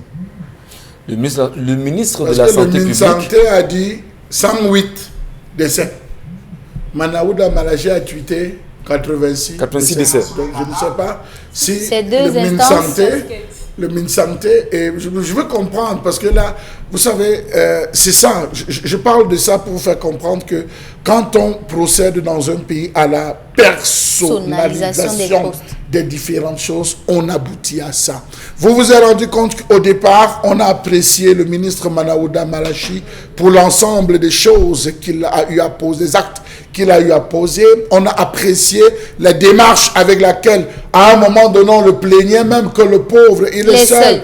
On l'a abandonné. Mais regardez, tellement on l'a apprécié que finalement, nous versons dans les conneries. Nous avons commencé avec ce rapport français qui a parlé de 350 morts. À peine on a dit 350 morts, on est parti de 64 subitement à 108 morts. Aujourd'hui, on régresse, on a 86 morts. On se rend compte que c'est un mensonge. Cela démontre que vous aurez beau parfaire un crime, on finira toujours par découvrir la faille. Et voilà la faille. On attend justement que le ministre fasse une sortie. C'est un désordre. Ça va dans tous les sens. Vous avez le LANACOM qui est en train de demander des comptes au ministre de la Santé. Vous avez le personnel qui demande des comptes au ministre de la Santé. Vous avez le personnel d'appui qu'on avait pris qui demande des comptes au ministre de la Santé. Vous avez le gouvernement qui demande des rapports. Il est submergé. Il a tout concentré sur lui. C'est tout à fait normal. Mais on est dans un système où tout est hyper centralisé. Vous voulez qu'on fasse comment? Tout est hyper centralisé. sur une institution, entre guillemets, sur le chef de l'État. Et lorsqu'on revient également au niveau des ministères, on sent qu'il y a cette hyper-centralisation. Il y a de quoi quand même demander à ce que dans ces différents départements ministériels, qu'il y ait une réelle décentralisation afin que le compte rendu soit fait pour tout le monde quand même, Charles Bachou. Alors, est-ce que là maintenant, s'il revient avec de nouveaux tweets ou une nouvelle communication du ministère de la Santé publique, les Camerounais lui donneront-ils suffisamment de crédit? C'est mal connaître les Camerounais. Les Camerounais sont avec vous quand tout est bien.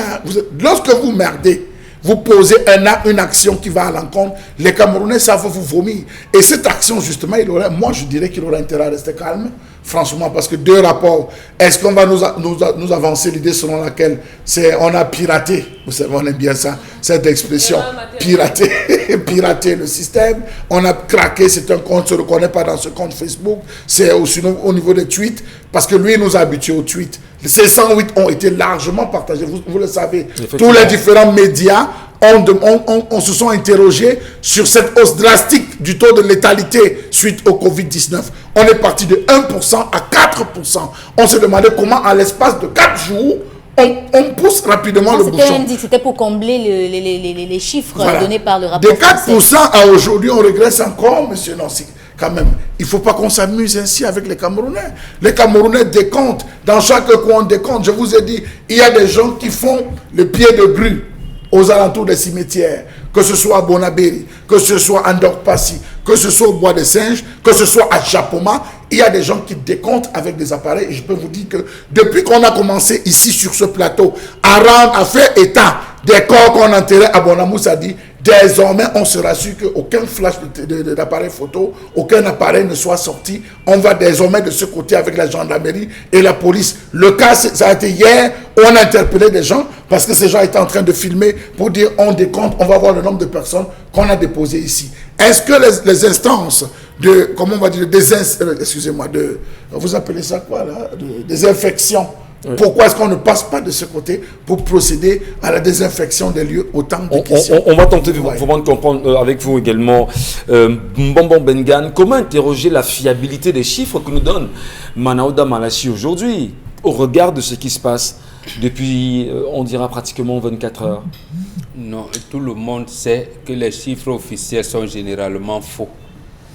Vous savez qu'il y a une guerre entre l'Occident et la Chine relativement à ça. On dit que la Chine n'a pas donné les vrais chiffres. On reproche à la France officielle de ne pas donner des bons chiffres. Les États-Unis aussi. Mais dans notre pays, c'est une habitude que les chiffres officiels, il faut les multiplier par 5 ou par 6 pour avoir les bons chiffres.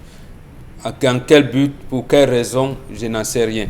Parce qu'à un moment donné, le ministre de la Santé publique, quand il avait dit que la progression de la contamination était telle qu'au bout de 3 mois, nous risquons d'arriver à 3800 quelque chose. Voilà.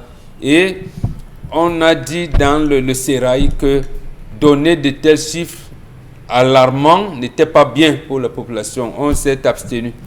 Bon, ça veut dire que quelquefois, quelque part, il y a une orientation politique derrière, laquelle nous ne savons pas. Donc, et il est revenu quelque temps après en donnant des chiffres. L'autre chose qu'il faut dire, l'hôpital au Cameroun, je ne sais pas si c'est Karine qui a dit au Chala, mais l'hôpital au Cameroun aujourd'hui est dans un cafouillage terrible. Vous entrez pour le paludisme, on vous envoie pavillon Covid-19. Vous y allez pour soigner votre plaie, on vous envoie au Covid-19 parce qu'à l'entrée, le vigile avait constaté que vous avez toussé.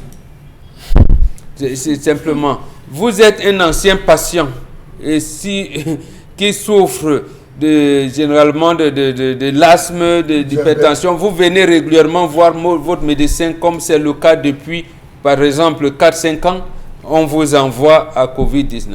Et maintenant, les mêmes gens qui nous disaient hier, ayez confiance à l'hôpital, commencent à se plaindre aujourd'hui qu'il n'y a que 15% de personnes qui vont à l'hôpital aujourd'hui. Comment dans un tel cafouillage, vous voulez que les choses soient claires? Quand dans le cafouillage, on dit c'est trouble, la situation est trouble, on ne peut pas avoir de bons chiffres. Donc, Aujourd'hui, faut-il grossir les chiffres de Covid? Faut-il les minorer? Même le gouvernement ne sait pas par où prendre. Mais le corps médical devait, comme disait Charles Hamel tout à l'heure, entrer en grève. Parce que réclamer le matériel de travail. À vous entendre parler, il ne faudrait pas non plus que l'on nous tape sur les doigts en laissant croire que nous sommes dans une incitation justement à la rébellion, à la grève. Mais vous croyez quand même qu'il y aurait plutôt une revendication? Bon, quand ils disent que dans notre pays, le corps médical infecté, il nécessite une protection plus que tout le monde. Nous disons, nous sommes d'accord. Mais est-ce que le corps médical est alors protégé? Qui doit protéger le corps médical? Comment le corps médical doit-il se comporter en cas de négligence des autorités de la part de leur déploiement? Mais lorsque vous avez le syndicat même des médecins qui n'accompagnent pas ce corps-là réellement, c'est pour cette raison que nous sommes dans un problème. C'est pour cette raison que de plus en plus nous entrons dans une zone trouble où il risque d'avoir une déflagration sociale. Et le drame serait justement que la déflagration sociale arrive au moment où Covid-19 est encore là. Imaginez des grèves partout, une certaine évolution, on va aller dans tous les centres. Non seulement il n'y aura rien à manger, mais on va se contaminer entre nous. Et c'est pas, je ne cesserai jamais de le dire, de nos compatriotes de la diaspora qui ont mis télé Medcam. Et ils demandent aux populations, restez à la maison, venez, appelez-nous, nous on vous consulte à la maison gratuitement. Mais le souci, c'est que en fait, les compatriotes de la diaspora ont mis en place ce système Télémedcam qui permet aux Camerounais de bien se consulter en ligne. Malheureusement, très peu de Camerounais aujourd'hui vous diront on n'a pas... Il faut donc qu'ils s'y engagent. Le taux de pénétration de l'Internet au Cameroun, il est réduit, il est léger. Qu'est-ce qu'on fait? C'est non seulement les cas des grandes villes. Vous allez vous consulter. Puisque quand nous irons dans les fêtes de mariage ou au village, on va vous dire, les gens de la ville, c'est vous qui venez avec le corona, parce que les aéroports sont chez nous. Donc, en fait, nous consultons, nous faisons-nous consulter. D'accord. Faisons-nous consulter, puisque l'hôpital au Cameroun aujourd'hui n'est plus fiable. Il faut dire les choses comme elles sont. D'accord. Donc, vous qui avez les trucs, allez à Télémedcam, vous vous consultez et on vous donne des ordonnances qui sont liées à corona ou pas. Parce qu'ils sont en mesure de vous dire, vous n'avez pas corona, on vous donne une ordonnance, vous allez en pharmacie, vous achetez vos médicaments. Allez vous faire consulter, vous le dites très bien, Dominique Audrey-Yengelek, quand même des chiffres qui aujourd'hui sont plus que jamais erronés, le ministre qui est discrédité, l'hôpital qui ne vit plus sa fiabilité, les patients qui plus que jamais ne veulent plus y aller.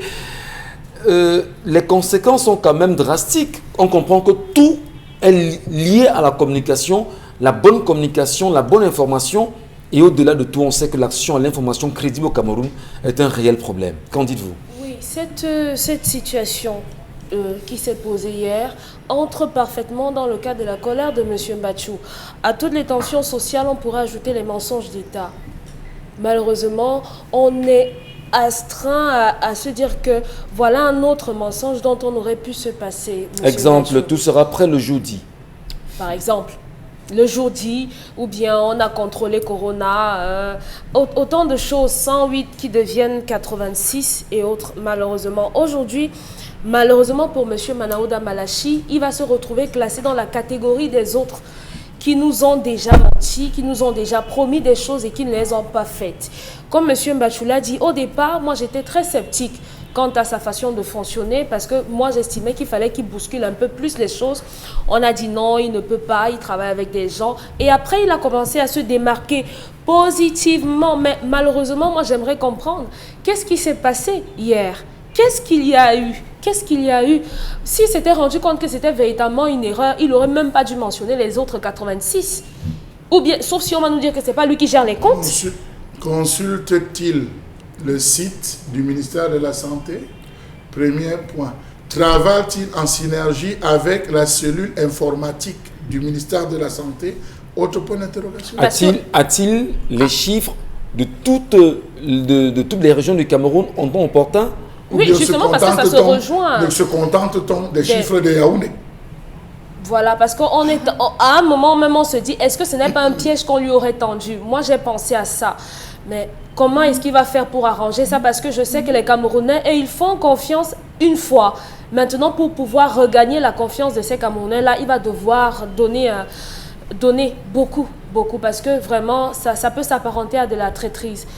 À de la traîtrise parce que cette situation de coronavirus est tellement sensible que un mensonge peut tout gâter. Un mensonge peut remettre tout en question. Aujourd'hui, on est même à même de se demander, comme la jeune dame du reportage d'avant-hier, est-ce qu'il y a véritablement coronavirus? Soit si on nous distrait. Voilà, vous voulez nous faire regarder ailleurs de la demande du gouverneur de mise à disposition des planches pour 100 corps. Ou pas seulement on ça. Peut être en train de nous... On peut également dans une distraction... Par rapport aux distributions du don du chef de l'État. Les 2 milliards. Voilà, on par rapport aux 2 milliards, parce qu'on commençait à se poser des questions sur le comment, parce que nous voyons les 5 sauts, 10 sauts, 20 sauts dans les arrondissements, alors que lorsque vous calculez, et vous voyez qu'un arrondissement pourrait avoir 5 millions, 500 c'est 6 millions par arrondissement. Vous voyez donc si tout le monde a 6 millions, chaque arrondissement peut mettre sur pied sa stratégie de lutte contre le Covid-19 de manière indépendante. Les 6 millions par arrondissement, Karine Sontia, il faut simplement les remettre, bien évidemment, aux maires. Et quand on regarde les cartons de savon... C'est pas l'argent qu'on donne sur le matériel. Admettons, si on donnait 6 millions aux maires d'arrondissement, est-ce qu'on aurait eu justement ce qu'on a lu? On a vu les 5 seaux par arrondissement, les 2 cartons de savon. Quand on fait un calcul pour moi, 6 je pense, millions, nous pensons, oui, Charles. Je dis 6 millions fois les seaux de 650. Les seaux maçons de 650, ça fait environ 9500 seaux. 9500 seaux par arrondissement. Alors, vous voyez que dans chaque quartier, dans chaque petit quartier, il y aura au moins 3 seaux. Il y aura au moins 3 seaux par quartier. Et maintenant, les populations pourraient se dire, bon d'accord, contribution, nous y versons nous-mêmes de l'eau. Voilà. Et peut-être des donateurs pourront vous dire... Il y a des arrondissements qui n'ont même pas 1 million de personnes. Je vous donne par exemple 2 cartons de savon ou 3. Vraiment, on commence avec ça et puis on verra l'évolution. C'est assez compliqué, mais plus que jamais, au-delà de l'image, nous vous rendrons compte, madame, monsieur.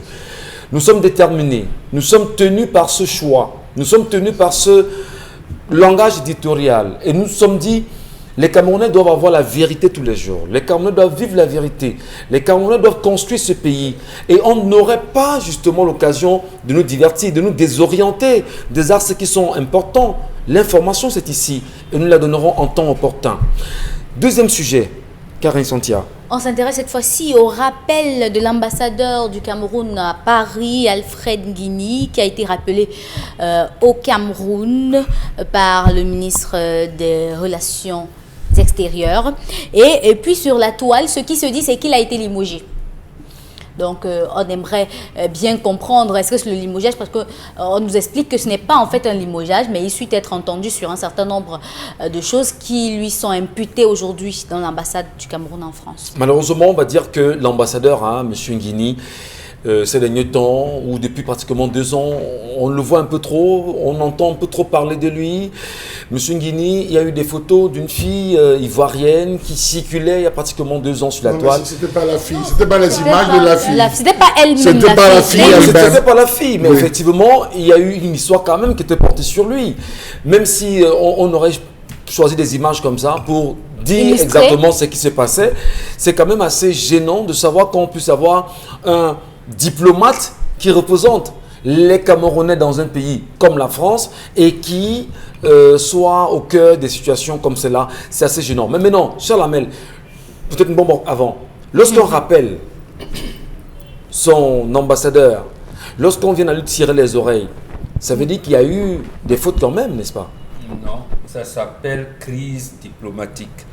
Crise diplomatique peut être, s'agissant du personnel d'ambassade, du personnel d'ambassade, des gens, ses collaborateurs peuvent avoir un problème en leur sein, on les rappelle pour mieux expliquer une situation. Il peut y avoir une crise diplomatique, c'est-à-dire avec l'État où vous êtes, on vous appelle pour plus ample information. On peut vous rappeler également parce qu'on est fâché de la manière avec laquelle cet État où vous êtes installé, vous entretenez un certain nombre de choses avec votre pays.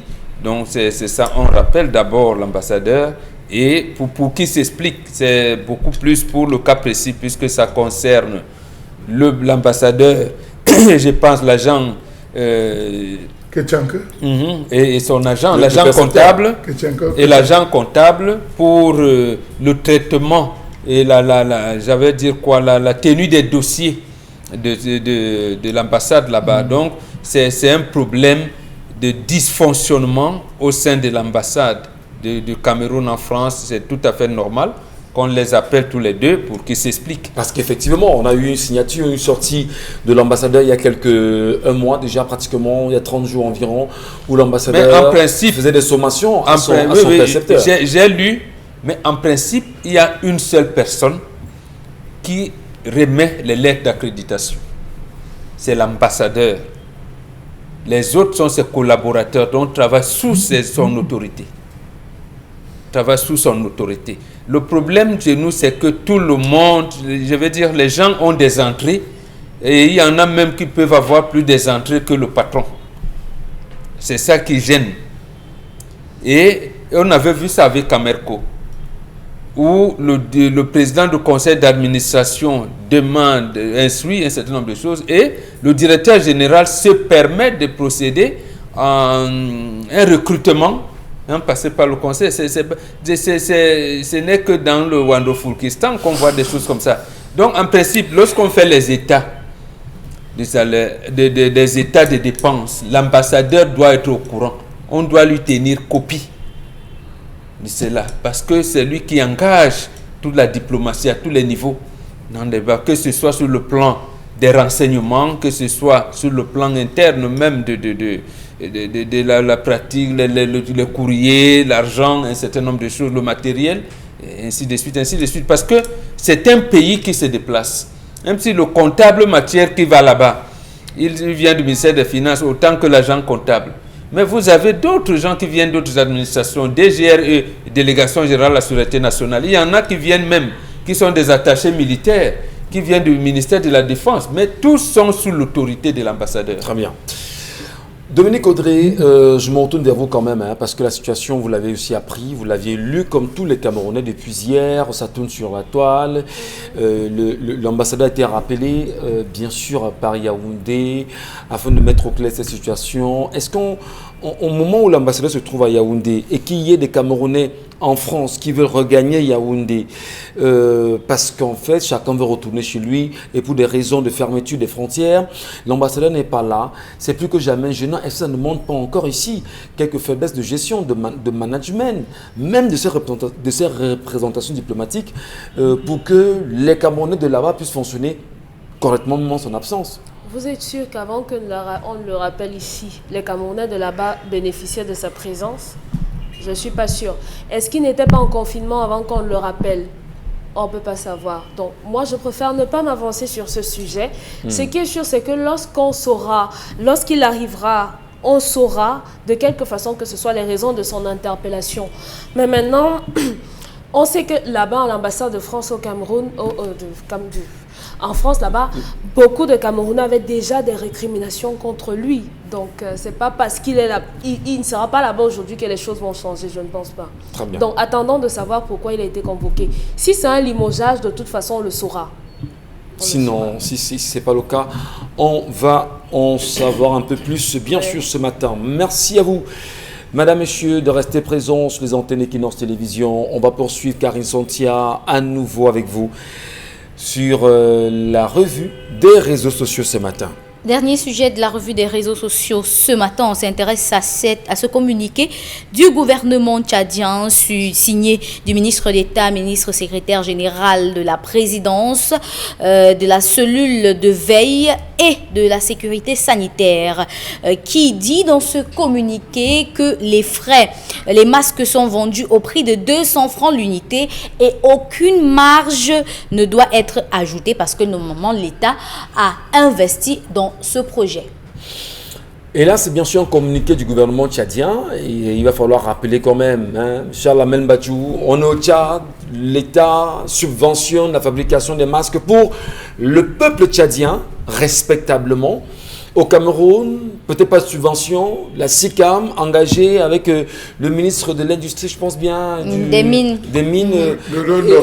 Voilà, et nous rentrons dans 1300 francs l'unité du masque au Cameroun. On vous le dit, on sera utilisable combien de fois, Karine?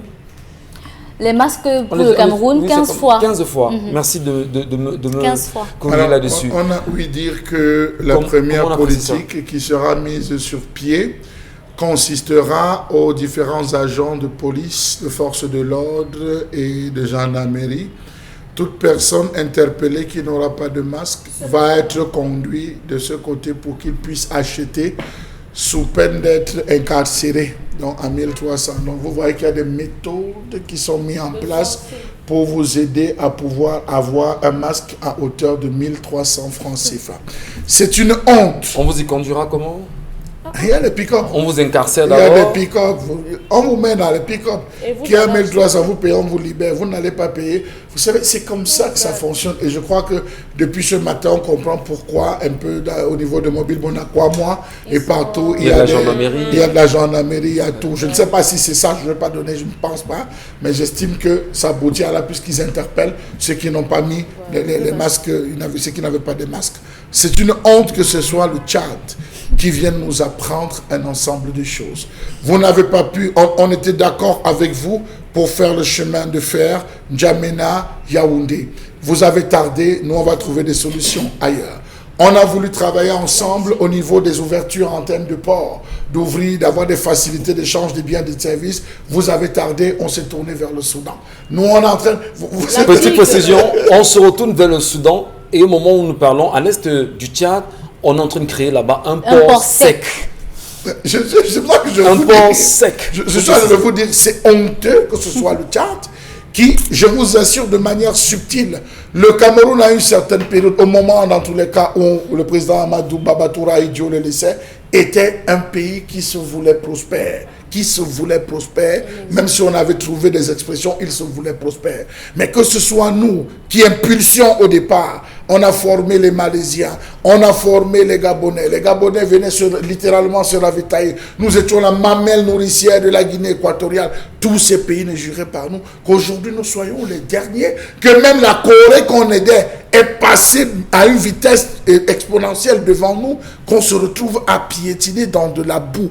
Regardez le Tchad, il dit l'État a investi.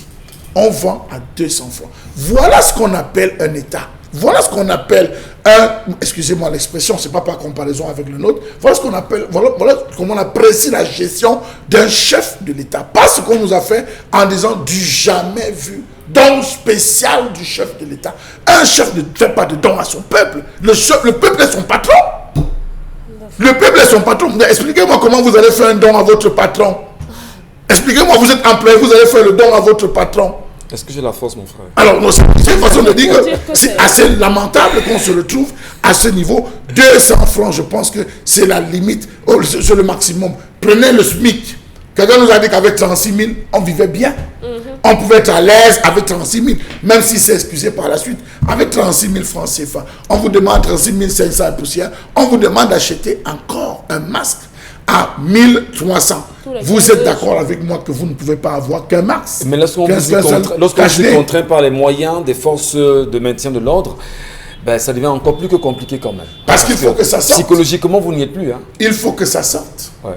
Pour que ça sorte, je vous assure que sur la toile, vous vous êtes rendu compte que tous les Camerounais disaient qui, moi, payé. Pardon, je préfère le cache-nez de Mamie Jaka. L'autre disait que je préfère le cache-nez qui a été cousu par mon épouse. Non, on a un gigue dans notre village. Qui a une élite a donné l'argent à ce gigue. On a fait coudre, on a distribué à tous les villages. Certains ont 10 dans les maisons. Vous voyez, vous pensez que ça pourra prospérer? Ça n'aurait pu prospérer. Cette action du gouvernement n'aurait pu prospérer que si on l'avait fait au lendemain du 17 mars. Ou au lendemain au début du 1er avril. Mais les Camerounais, bien avant le 17 mars, avaient déjà revendiqué. Qu'est-ce qu'on fait de la SICAM? Où se trouve la SICAM? Est-ce qu'on n'a pas une entreprise au Cameroun qui fabrique les tissus, qui soit à même de mettre à la disposition des Camerounais des masques fabriqués au Cameroun? Pourquoi attendre de la Chine? Parce qu'en même temps, souvenez-vous, beaucoup estimaient qu'il fallait le faire pareillement pour obtenir des financements, aller tendre la main à la Chine, acheter des masques en Chine, faire de la distorsion financière. C'est justement ce qui se disait. Bon, Dominique Audrey, est-ce qu'on va dire là maintenant que le Tchad vient de faire une belle gifle au Cameroun en disant Cameroun, pays voisin et frère, quand ton frère te fait une gifle en te disant réveille-toi, n'a-t-on pas honte? Le Tchad a donné la claque et la chandelle en même temps. Je ne sais pas combien de personnes l'ont vécu à l'école. Oui, c'est ça qu'on nous a donné en même temps. Ça fait honte. Dans le Cameroun, on voit les étoiles. Oui. Les claques et chandelles, c'est Compte les étoiles, oui. Oui, oui, malheureusement. Malheureusement. Mais notre gouvernement ne comprend peut-être pas. Les Camerounais en sont arrivés au point où ils savent que lorsqu'ils ont une situation, ils doivent s'auto-gérer. Ils cherchent eux-mêmes les solutions à leurs problèmes. Conséquence, on s'est retourné vers toutes nos couturières. Ils auraient dû épouser la donne. À ce moment-là, on a proposé ici, contacter les couturières de quartier, donner-leur du travail. Ils ont pris combien de temps? S'il n'y avait pas toutes ces couturières-là, on aurait attendu combien de temps avant d'avoir ces fameux masques de 1300? Ils vont devoir baisser le prix. En termes de contagion, Oui, on sait à quelle hauteur justement de contamination, autant pour moi. Baisser le prix. Je le disais ici hier. Est-ce que nos frères qui sont dans les prisons vont pouvoir acheter ces masques-là? Qui va leur donner les masques? Il y a combien de prisons au Cameroun et combien de prisonniers dans ces prisons-là? Même si on va dire qu'on les a libérés. Il y a les déplacés de la crise anglophone. Ils auront 1300 pour acheter un masque pour 15 jours. Parce que si on lave 15 fois, je suppose que c'est 15 jours d'utilisation. Et les orphelins, et les handicapés, et les malvoyants, et les enfants de la rue, vous leur demandez 1300 sérieusement? Et l'arrière-pays? Non. Parce que à dans l'est l'arrière-pays, c'est très compliqué. À l'est là-bas, comment ils vont faire? Parce que je ne suis jamais arrivée ici, je m'en tiens à ce qu'on raconte, c'est très loin. Dans la région de l'extrême nord, comment on va faire? Et de l'autre côté là-bas, dans les zones anglophones, comment on fait de ceux qui sont là-bas? Ils auront 1300. Vous allez devoir baisser le prix. Même s'il faille qu'on vous supplie, moi je vous supplie, Votre baisser le prix. proposition, c'est baisser le prix à combien? Bon, il y a des gens qui ne devront pas acheter, qui ne doivent pas acheter. Si notre président a fait un don, prenez une partie de cet argent-là, financez les masques et partagez dans les prisons. Partagez là-bas gratuitement. Il n'y a pas de transparence justement sur la gestion de ces 2 milliards. Hein, Monsieur Ngachou, moi j'ai dit que lorsqu'on veut même prendre l'argent, faites d'abord le travail pour lequel on vous a donné cet argent et vous volez ensuite.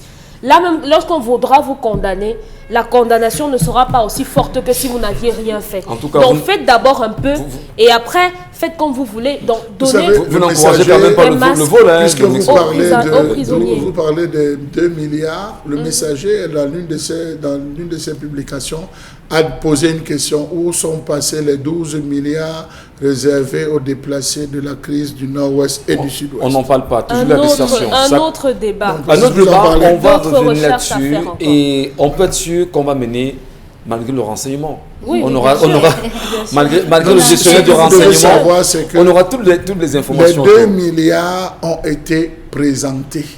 Allez mener vos enquêtes comme vous voulez. On a mis tous les camions devant vous. On a demandé de filmer. Chaque camion avait une photo du donateur. C'était positionné. On vous a présenté les camions. Si vous avez été subtil dans la façon de regarder, la façon avec laquelle le caméraman a orienté la caméra, l'appareil, vous aurez vu le camion. En tout cas, merci. Carrie Sontia, votre point de vue, et on évolue avec les messages. Ça c'est l'arnaque. Hein. Ils n'ont pas besoin de faire un grand film américain ou anglo-saxon pour pouvoir nous montrer qu'on arnaque au Cameroun sur la vie des gens. Pourquoi? Parce que si le Cameroun autorise à cette entreprise de nous produire des masques, normalement ça devrait être sous forme de financement. Ou alors, vous ne pouvez pas demander à une entreprise que vous n'avez pas financé de produire quelque chose qu'elle doit vendre. Et normalement, l'entreprise elle-même va faire son prix. En principe, elle va faire son prix en fonction de ses coûts, des dépenses. Si le gouvernement n'a pas mis ses 5 francs dans la production de la SICAM, c'est normal que la SICAM vende ses masques à 1300. Mais si dans ça, comme le Tchad a fait, le gouvernement a injecté de l'argent dans cela, si le gouvernement avait fait pareil avec la SICAM, on se serait retrouvé à ce que le gouvernement vende le masque à 300. Et si c'était 300, ça devait être cher. Je le dis pourquoi? Parce que le Camerounais moyen vit avec maximum 500 francs par jour. Et en cette période de Covid, ça peut descendre jusqu'à 300 francs. Du coup, chacun vit au jour le jour et ne sait même plus comment il fait pour pouvoir dormir et se retrouver le lendemain. Et la crise sanitaire fait en sorte que l'État du Cameroun peut trouver l'espace soit pour rebooster son économie, soit pour continuer à vider le reste d'argent qu'il y a dans les caisses. Parce que aujourd'hui au Cameroun, au lieu d'investir, aujourd'hui d'aider même l'économie textile à se relever, on continue à la tuer. Voilà aujourd'hui que la SICAM ne peut pas... La SICAM ne peut pas faire le contraire, ne peut pas faire autre chose que de vendre à 1300. Parce qu'il n'y a pas une autre qui nous dit que le gouvernement a mis 1 milliard, les 1 milliard du chef de l'État dans les masques là. On ne nous a pas dit ça. Donc, c'est la SICAM peut-être qui a fait son investissement et qui a produit ces masques-là. Ce qui fait que, à la fin du compte, produire 15 millions de masques par mois, ce n'est pas du gâteau, ce n'est pas évident. Merci. Dominique Audrey, rapidement. Oui, j'ai une interrogation quand même. Je ne sais pas si Père Mambako ou Chalamel pourront répondre à cette question. Dans les 2 milliards, est-ce que sont comptés les frais de carburant, frais de mission, sauf si, je veux dire que les 2 milliards, c'est exclusivement pour les dons ou bien on va enlever là-dedans les frais de mission, de chauffeur, de logement et de médias et de tout ça là-dedans. Parce qu'au final, si on enlève, ce n'est plus 2 milliards de dons. Justement, pour répondre à la question. C'est 2 milliards de dons, puisque le chauffeur qui allait là-bas, ce n'est pas son ministère qui l'envoie en mission. C'est 2 milliards de dons. Donc c'est dans les 2 milliards qu'il prend les frais de mission. Comprenez le carburant. Et on déplace les sous-préfets. Pour répondre même de façon triviale, s'il y avait une transparence dans la gestion, si on rendait compte aux Camerounais, est-ce que cette question serait posée aujourd'hui? En réalité, malheureusement, ce n'est pas le cas, Dominique Audrey. Non, le problème n'est même pas, excusez-moi de vous couper, n'est pas la transparence dans ce genre de trucs. Le problème, c'est d'abord d'associer tout le monde. D'associer tout le monde. Qu'est-ce que vous appelez réunion de famille? Il faudrait qu'on arrive à un consensus. Maintenant, pour qu'en France, l'opposition commence à critiquer le gouvernement, il a fallu que le président et le premier ministre viennent proposer un plan de sortie. Quand ils ont dit, on va réouvrir les écoles demain, c'est là où l'opposition a dit, mais attendez, vous nous avez consulté, pourquoi vous ne nous avez plus à rappeler pour qu'on se consulte, pour voir si, voilà. Donc, c'est ça, nous n'avons pas... Nous ignorons le consensus. Or, nous, en Afrique, c'est le consensus. Quand une personne ou deux sur les 100 ne sont pas d'accord, on ne prend pas de décision. Voilà donc ce qui caractérise notre continent. Et les gens ont l'impression que nous, on est à l'avance sur des gens. Va-t-on prendre et dire non, moi j'ai des observations. On prend en compte vos observations, on ne prend pas de décision. Mais ce sera à vous maintenant de dire... Je ne peux pas bloquer le fait parce que ici, parce qu'il peut arriver que c'est vous deux sur les 100 qui avez raison et que les autres parlent de manière ou d'autres, ils sont dans d'autres logiques. On est obligé de tenir en compte vos précisions. À ce moment-là, si peut-être vous n'arrivez pas à les faire entendre raison, bon, vous pouvez dire allons-y, mais retenez que. Quand ce sera bloqué, on va dire ah oui, vous aviez raison. Voilà, on reprend maintenant. L'autre chose, c'est quoi? C'est que vous qui apportez l'idée, en principe, c'est vous qui êtes devant. C'est comme en guerre, vous avez deux généraux. Un qui vous dit, nous on va attaquer. Bon matin, il faut qu'on attaque. Ils vont faire un repli stratégique. Un autre dit, on va procéder par un politique d'englobement, pour l'encerclement.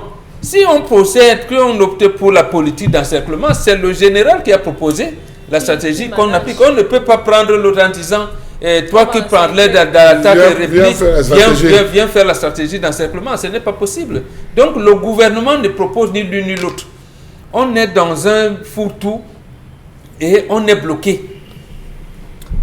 Merci. Il n'y a pas de stratégie, il n'y a rien qui est lisible. C'est d'où provient donc la lisibilité. Mais si vous laissez votre lisibilité au sein seulement de l'argent, les autres problèmes, il n'y a même pas de dialogue. Mais on va quand même saluer l'initiative tchadienne par rapport à celle qui est camerounaise. Non, mais là, je n'ai pas voulu revenir dessus.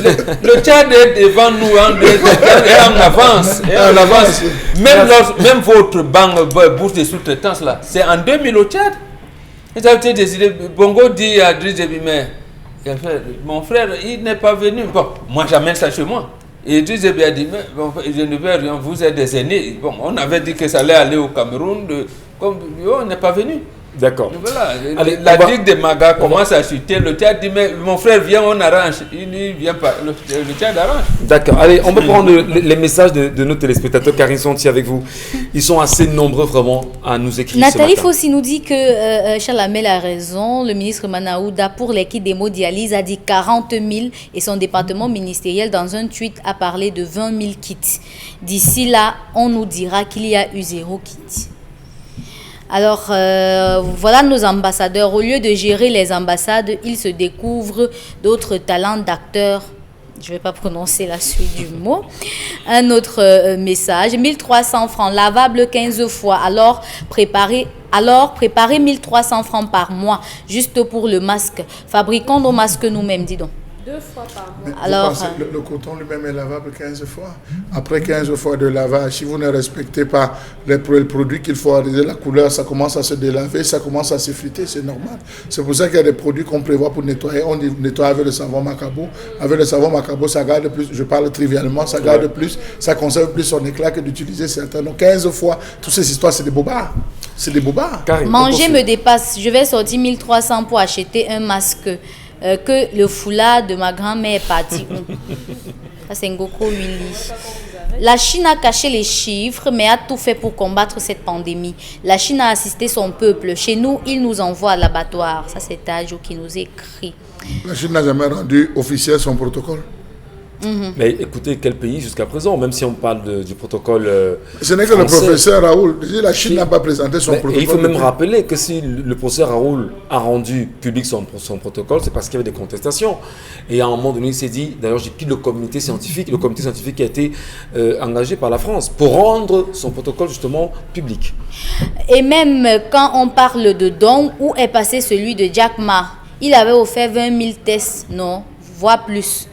Ah, c'est Tadio qui nous écrit. Je continue à vous dire que jusqu'à aujourd'hui, je n'ai pas vu les tests qu'on a fait. Je dis seulement dans ma zone, j'ai pris les renseignements dans toute la zone d'habitation. Je n'ai pas vu une personne qui est passée là faire les tests. On a fait les tests là où je voyais des images individuelles où on montrait, mais on a dit que c'était pour toutes les populations. Je crois qu'avant de déconfiner, on aurait dû organiser les tests massifs. On l'a fait partout, même au Nigeria, ça s'est fait partout. Pourquoi est-ce qu'au Cameroun, pour poser un acte, c'est comme si c'est un don, c'est la, comment on dit ça, la magnanimité, c'est la magnanimité. Mais nous sommes devenus quoi? Entre le droit, on vous emploie et c'est vous qui venez nous faire la magnanimité. Entre le droit et le devoir, les choses sont bien confondues. En fait, j'ai envie de vous dire vraiment à vous, chers messieurs, dames, merci justement pour cette émission. Dominique Audrey, on va se quitter ce samedi, ce sera direction SE, on ira mettre en terre Karine Florazé. Et ce sera un moment peut-être très dur pour nous, mais on va le faire. Oui, on doit le faire. Ouais. Il faut le faire. Il faut le faire. Comme je le disais, il faut dire aux gens que vous aimez, que vous les aimez. Ouais. Vivez votre vie. Croquez la vie à pleines dents avec des réserves. Et surtout, les rancœurs et la haine, la colère, ça ne nous avance pas. Parce que comme je dis généralement, je peux sortir de chez moi et je meurs sur une moto. Merci. Sans pouvoir revenir. Donc, vivons juste l'essentiel. Karine Santia, ce sera le dernier au revoir pour Florazé. Oui, ce sera le dernier au revoir, mais j'aimerais juste que nous retenions d'elle ce qui était bon, parce que tout ce que je sais d'elle, c'était ce qui était bon.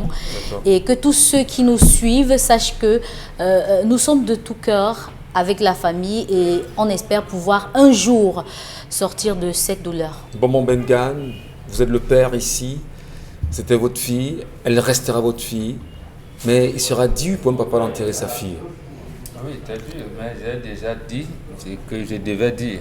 Mais vous êtes très attendu sur la toile, vous le savez. Hein. Ah oui? Voilà. Je ne change pas des propos, je ne modifie rien des propos que j'ai tenus. Beaucoup se disent que le temps est un peu trop passé. Oui, c'est ça aussi l'apprentissage. Parce qu'il y en a même qui m'a dansé en disant que c'est 9 jours. Non, ce n'est pas 9 jours. Il faut que les têtes soient calmes.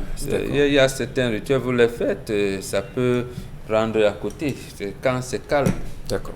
Mais de toutes les manières, celui qui a fait ça va se dévoiler. Merci. Charles Amen Bachou, que je peux dire là. Votre petite sœur, votre fille en même temps.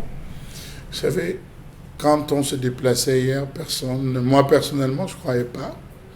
C'est au niveau de la morgue, quand on a vu tous ces Camerounais, tous ces frères, je n'ai même pas envie de dire Camerounais, tous ces frères qui sont venus nous aider à porter le deuil qu'on a réalisé, bon Dieu. Les gens sont allés jusqu'à braver un ensemble de choses, de mesures. On s'est dit, bon Dieu, lorsqu'on s'est retrouvé là, toute la direction Florazé, quand j'ai vu le cercueil, c'est là que j'ai réalisé, bon Dieu, c'est vrai qu'elle est partie. Peut-être je ne réalise pas encore, c'est peut-être qu'on va la mettre en terre demain sous mes yeux, que peut-être encore là, je mettrai encore les mains sur la tête en disant, bon Dieu, ton vrai Flora est parti. La réalité est là et on va apprendre à faire avec elle, on va apprendre à accepter, mais surtout, on ne la quittera jamais et elle ne nous quittera jamais, car plus que jamais, Florazé est dans nos cœurs. Bonne journée.